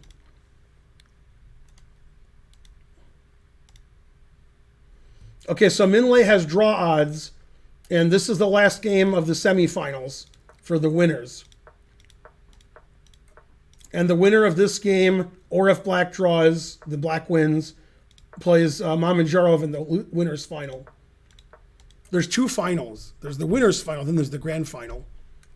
The winner's final winner plays the loser's final winner. Oh, okay. If the loser's final winner wins against the winner's final, they play again. Oh, okay. The loser has to beat the winner twice. That makes sense, though. Right. Yeah. Yeah, basically you have to lose twice to be out of the tournament. Man, I feel bad for Kramnik. Kramnik used to be the world champion. Now he plays Division 3. He's in the loser's bracket and he loses early. Like, what? You don't need to feel bad for him. What? Kramnik has a serious case of old, like Gata does. Gata's still in the tournament. Gata lost in the winner's bracket, so he's still in. All right, this game isn't the most exciting game ever, but it is Armageddon. Black needs to draw, and then he wins the match. Sevilla needs to win. The winner of this match plays Mamedyarov in the final. The winner's final, not the final. I've got the yawns. Whoa, look how crazy this game went. This is like Fox News.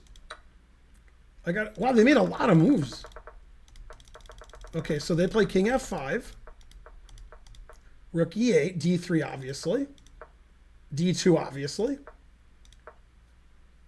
So d1 queen is a draw, and e1 queen wins. That's crazy. Wow. Oh, because if you queen this pawn, that's why it wins. Then when he queens, you check, you take his queen, then you queen this pawn. If you queen this pawn, then this pawn's stopped by the rook. Mm-hmm. So that's why e1 queen wins. He played d1 queen, which draws. However, if it draws, he wins the match. So still okay. Yeah, now he has perpetual check. There's no way that king can escape. Yeah, this king can't escape. Hey, he's got the 2 versus 1 that I made up, where I said black was better. King f8, really? You can't win if your king's over here. You gotta get your king over here. King f8, what? I guess this stops the checks. Yeah, see, the king and pawn ending wins for black, which is weird because he's down a pawn. Well, he's forcing the black king over here. Black's going to win. So you better not do that. See, this says it's a draw, but this looks terrible for white. Black has a very easy winning plan. Just take all this. Although probably if I take this, it's a draw. Like a theoretical draw, like some... But yeah, white has to win here, and white can never win. Right. Yeah, that's why king f8 was weird. We have to go over here. You can't win if your king's over here. The king and pawn endings are winning for black, and if I win this, I win. So he's going to defend this with his queen somehow when the king goes here. That doesn't work as a queen c2. He's just going to play king here, and then that's it. I guarantee that's what his plan is. Yeah. King, and then there's no way for white to win. Black just plays king b1, king a1. You can't let him play king takes pawn, so you can't leave. And you can never play queen takes queen because pawn takes wins. So just king b1, king a1, like on repeat. Man, the truth hurts. Black only has 9 seconds, but that plan works.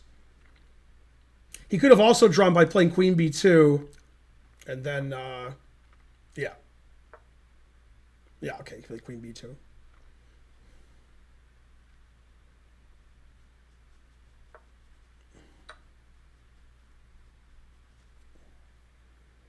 Queen takes queen loses. White can't play queen takes queen. Then he's losing. Then king takes king c4, king a3.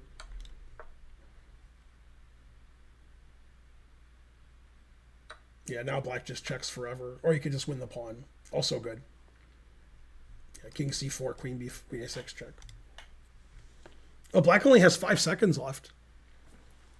But he does get 3 seconds a move. Yeah, queen f6. Yeah, you can't escape the checks. If the queen ever blocks, you take the queen and take on b3 with the king. Well, you could play queen here takes now. Okay. You can't win on... Wow, 2 seconds left. He's not getting any increment. Why not? Oh, it's Armageddon. You don't get increment. Oh, he's going to lose. Oh. Wow, you don't get increment in Armageddon? I didn't know that. He's not getting increment. Oh, I didn't know you don't get increment. Wow, I just learned something important.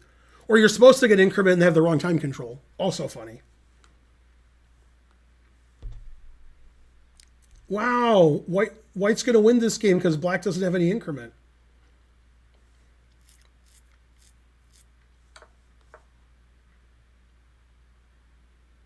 He has to make sure there's no queen trade. White's like, how can there not be a queen trade? Yeah, and he lost on time. And he even had time on his clock and he lost on time. That's tough. Wow, there's no increment. I thought there was increment. Well, teach me. So Theodoro's through to the final, in the losers. He's going on to the quarterfinal of the losers. And Makarian's out of the tournament because there was no increment. Well, I didn't know that. Yeah, I thought it was an interesting end game. Mm-hmm. Okay, let's go back and look at this. Is the only game going on as far as I know. I'll check again though. This is an Armageddon game. White started with more time. Black has draw odds. Savian's white against Minlay.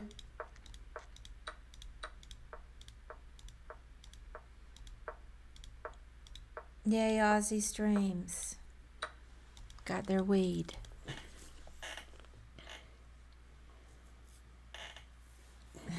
That is weird.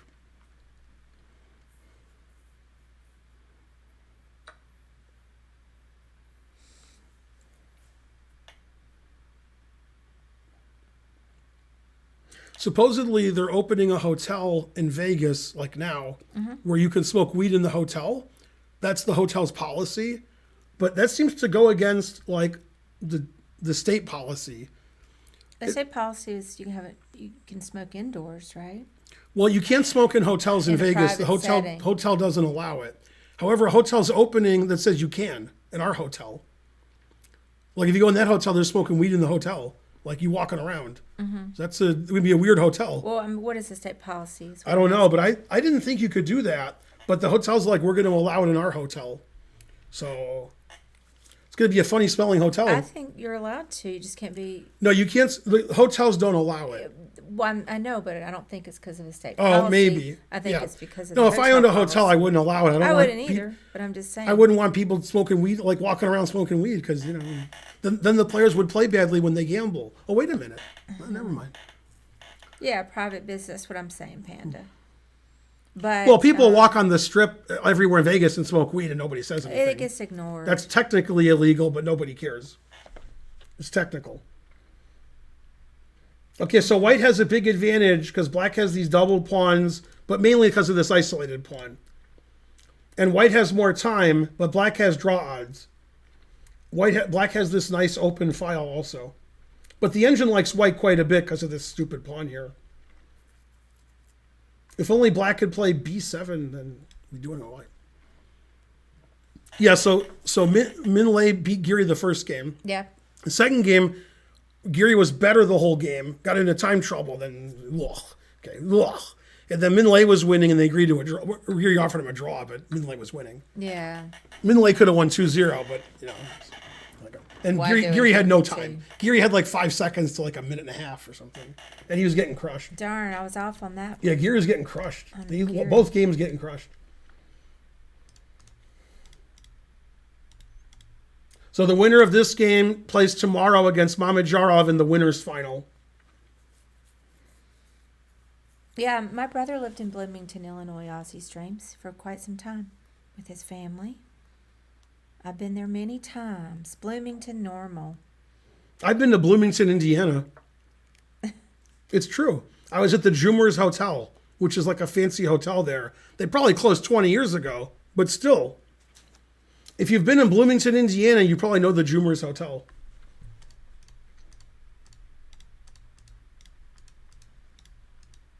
Yeah, it is nice. There's some path, like a paved path. I forgot. I walked on around town. My brother used to be teach at Illinois Wesleyan, and so did my sister-in-law.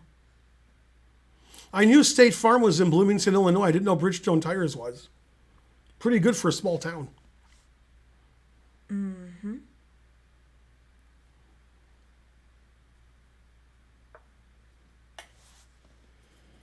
Yeah, this is just clearly better for white because of that terrible a6 pawn. White's going to triple up on the bubble up. I mean, black's going to lose this pawn. Mm-hmm. Black's going to be down a pawn. And black has less time, so it's going to be tough. Knight b8 to defend the pawn. Blah. Boo. Hey, Night. Well, we're streaming early just because of this special event. We're streaming this time every day until Sunday. Sunday, we're also streaming this time.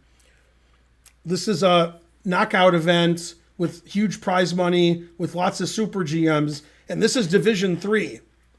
And the players are like Kramnik, Mamajarov, Kamsky, Andreikin, Sevian. And those are the weak players. I didn't get to the good players like Geary. So Division 3 is tough.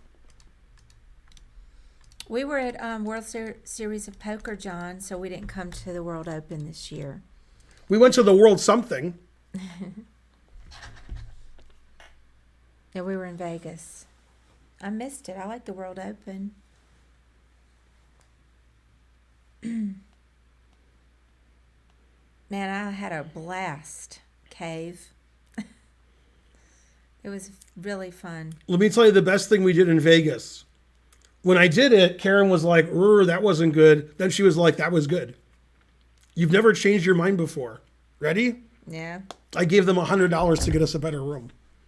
Oh yeah, it was a good room, and we could see the sphere really well. No, I mean, like, we had a great room. It was a great room. Yeah, and not only did we have a great room, to prove it was a great room, when we checked out of the hotel, she had to stay at Harrah's. Then we compared it to that room. They weren't. God in damn. the same league. God damn. Yeah, I tipped $100 and they gave us like the best view in the biggest room and several toilets and this monster bathtub. And then that rich guy came to our room and he said, wow, this is great. He took pictures. Oh, yeah. Yeah. He was taking pictures out the window of this sphere. Like, this is the greatest room ever. No, because we're staying there for 11 nights.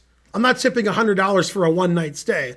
But 11 nights. I like that you're calling him the rich guy. Yeah. I hope he's on the stream. Yeah. I mean, he's a rich guy. So when he goes to a hotel room, he's not going to be impressed. That's the point. I know. Then he's like, wow, this is great.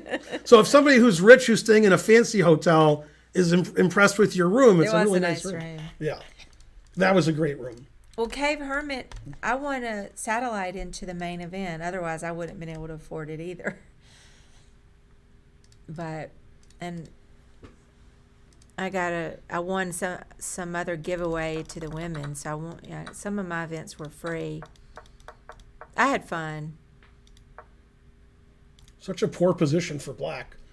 So, like, when Magnus Carlsen's sleeping at night and he's dreaming he's white here. This is what Magnus dreams about. Like, black has no counterplay. There's a weakness here. He's going to win a pawn. Knight on c4 is good. Time situation's about the same. So he's pretty happy. Now this is Sevian. Sevian dreams, by the way, when Sevian beat Kamsky in the last game, like he was attacking, and then Sevian instantly sees like ridiculous tactics that like, they're like puzzle rush, but he sees them instantly. Yeah. And then he just mated him and it was brilliant. But he did it, he moved instantly and was like just sacrificed pieces and mated him. That's pretty Yeah, cool. but that's what Sevian likes. He likes to attack and sacrifice and calculate. This is a more Carlsen position. Karpov. Build up and, Yeah, black needs counterplay on the king's side, but I don't see it. All I see is he's losing a pawn. Now, black does have draw odds, and black does have more time, so it's not over. Imagine if you did every day 12 hours of chess puzzles since you were 5. Would you be better than Magnus? No.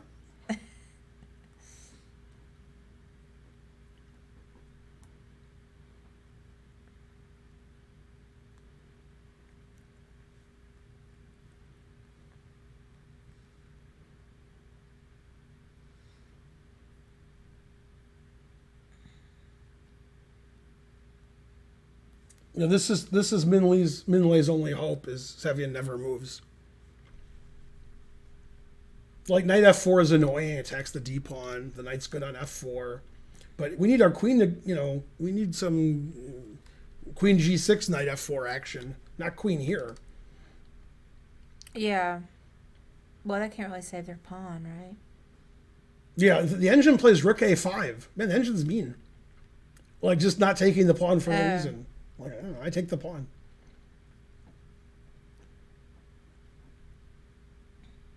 Like, the pawn's not running away. I can take it whenever I want. That's true. I would take it now because that's, I got nothing else to do. I take the pawn.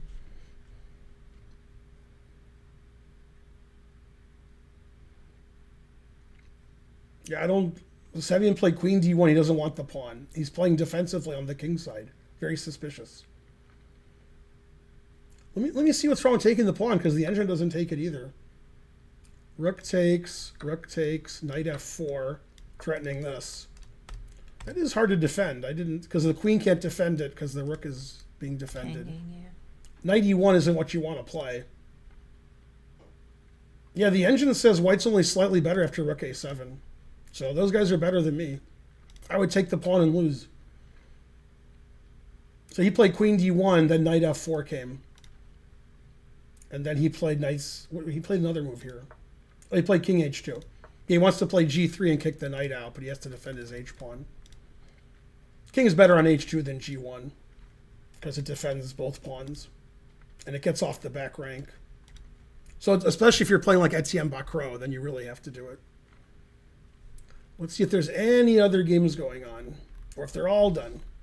I think every other game is done today. Hey, thank you for the sub, Jude. Yeah, there's no other games. How's it going? I rated Jude a couple days ago. Go, Jude. Karen, what's your biggest win so far? I haven't had any big wins. Yeah, you won 2,200 Yeah. where, at the Win?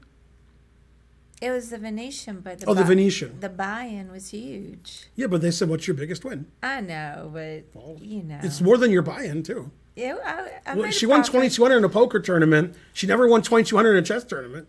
So that matter what the buy-in is. You won 2,200. If you didn't win that, you would have won nothing. I got a bounty, too. Yeah, I mean, but you won instead of not winning money. So that's no matter what the entry fee is. You won 2,200. That's 2,200 more than after you paid your entry fee. And that was at the Venetian in some big tournament with lots of pros. It was huge. She was sitting there, and there were pros walking by. Landon Tice There were was in my cons. tournament. There were cons playing. And Berkey the was criminals. That's a con. And then there were pros. Yeah, there were a bunch of pros in my tournament. Sure, Jude. You're the best. Yeah, I'm just saying, I'm not a winning player, but I win sometimes. Thank you for the sub, Wally. How's it going? Happy Thursday. Yeah, hype train is close. We've never had a hype train during the coverage. Let me see if they're saying anything. I think I cashed 2,200 in the women's too, if I'm not mistaken. I'm not positive. I cashed in the women's event in the Venetian tournament, and then a daily. Well, actually, your biggest cash technically, yeah, is when you went to Cherokee and you got the free entry to the World Series. Because that's 10,000. Oh yeah. That's because the people who were like on the bubble, the guy who didn't make it, he got like 6,000. 6,000 in cash. Right. You got a free entry, so that's and you got 1,000. And 1,000. So that's an 11,000 cash. That is true, but they didn't put that in my handed mob. Yeah, but technically that's her That biggest is cash. technically my She biggest. she won a free entry to the World Series, which has a $10,000 entry fee, And they gave her cash. $1,000 for expenses. Yeah. So that's her biggest cash. That was a Yay, Adam in the HCL, thank you. And then I can't see what that says. Mishikov 3, thanks for the support. Yeah, Doyle Brunson passed away. Yeah, he died like 6-7 months ago, at least. Yeah, I thought it was like April or May. Mm-hmm. Yeah. Let me see. I thought it was 6-7 months ago. Let's see if it was 3 or 4. Doyle B. That should do it. He died May 14th. Yeah, that's. Oh, he only died 3 months ago. Yeah, because it was Wow. right before the He World was Series. he was 89, 9. and then Bob Barker was 90. 9. Yep, exactly. All right, so White's completely winning according to the engine. Yeah, it was sad. Oh, he played D5. Wow. D5 really weakens E5. I don't know about D5. I don't know about that. Man. Queen B6 weakening everything. I don't like that. I don't like D4. I don't like the way Minley's playing. His whole center collapsed.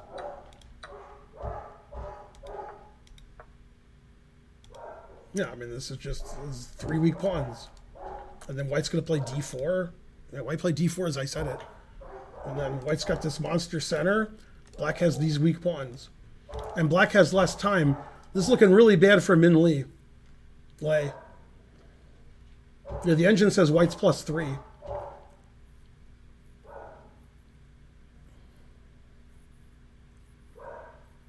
I don't like D5. I don't like D4. I don't like the way Minlay played this game. His whole center collapsed. You got to chill in these positions. You got to like move around. You can't be playing all tactical and crazy with Black because your position can't stand it. The dogs are always mad. Yeah, White's up 2 pawns, and White's better. Yeah, Bob Barker died. Yeah, like a week ago. Yeah. Yeah. That made me sad. I used to watch that all the time.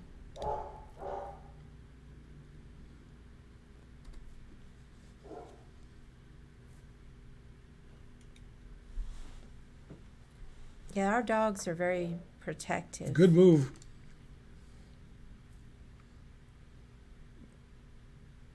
Yeah.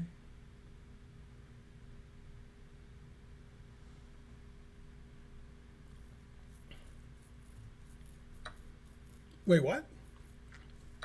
What's happening? Hold on. Oh, the knight defends the rook. Okay.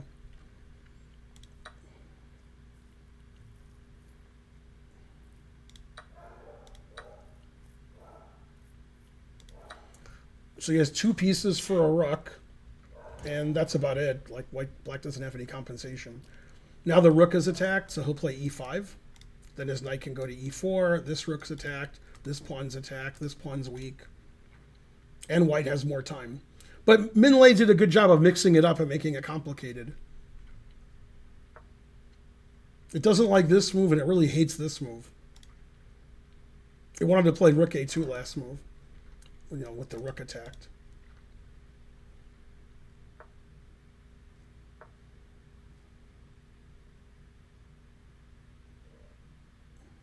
Well, this is just 2 pieces for a rook. Queen e3, knight f3, king g2. There shouldn't be any problem. He's got a minute and a half. If he tanks on a couple of moves, he could have some issues. Yeah, the dogs are that's clever, paying tribute to Bob Barker by barking. Mm-hmm. Knight c6 is a good move, forking the queen and rook. But yeah, that's the more human move, just knight f3.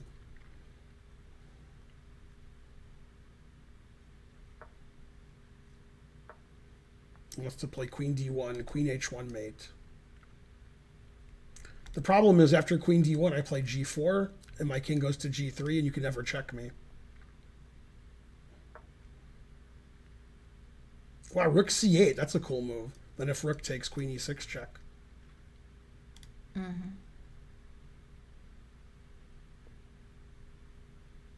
No, he's keeping it interesting. Well, now it's not interesting. Yeah, he traded queens. I didn't see he could do that. Well, okay. This is hopeless. Yeah, king walks here. But black has to win, and black's going to lose 100 out of 100. So, yeah, this is too easy. He can resign now. No, okay. He can't win, so there's no reason to keep playing. I don't know why he's not resigning.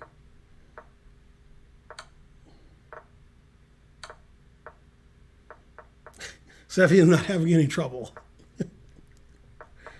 Sevian has tons of time. He's free moving every move. It's so easy for him to win. I would totally lose. That's funny. Man, Sevian wasn't getting around. God damn. He had tons of time on his clock. Oh, it's Armageddon. They don't have any increment. Oh, that's right. That's why he was moving so fast. We forgot again. Yeah, now he's going to play mate, but the time ran out. Okay, so Sevian versus Mamedyarov tomorrow in the final. That's only the first final. Then on Saturday, the winners guys don't play at all. On Saturday, it's all the losers bracket. Every coverage is losers bracket. And then in the losers bracket on Saturday, if you lose, you're out of the tournament. The person who wins on Saturday, all the losers brackets, they're going to play Sunday against the winner of Sevian Mamedyarov, and they have to win twice. And I think that's the end of the coverage. I think that's it. So tomorrow is Mamedyarov and Sam Sevian are going to play in the final of the winners. And whoever loses that match goes to the losers bracket. They could actually play again. They could play on Sunday again. Yeah. If they lose, which is not unlikely, possible. Yeah. Anyway, here's the results if they posted any of them. Yeah, they did. See Mamedyarov? Yeah. And Sevian just won, so Sevian goes there. And this is the losers bracket. Bakro plays Andreikin tomorrow. And I don't know who Salinas is going to... Oh, Salinas is going to play Bortnik. Bortnik won that match. And Geary's going to play Theodoru. And Komsky's going to play Kuzubov.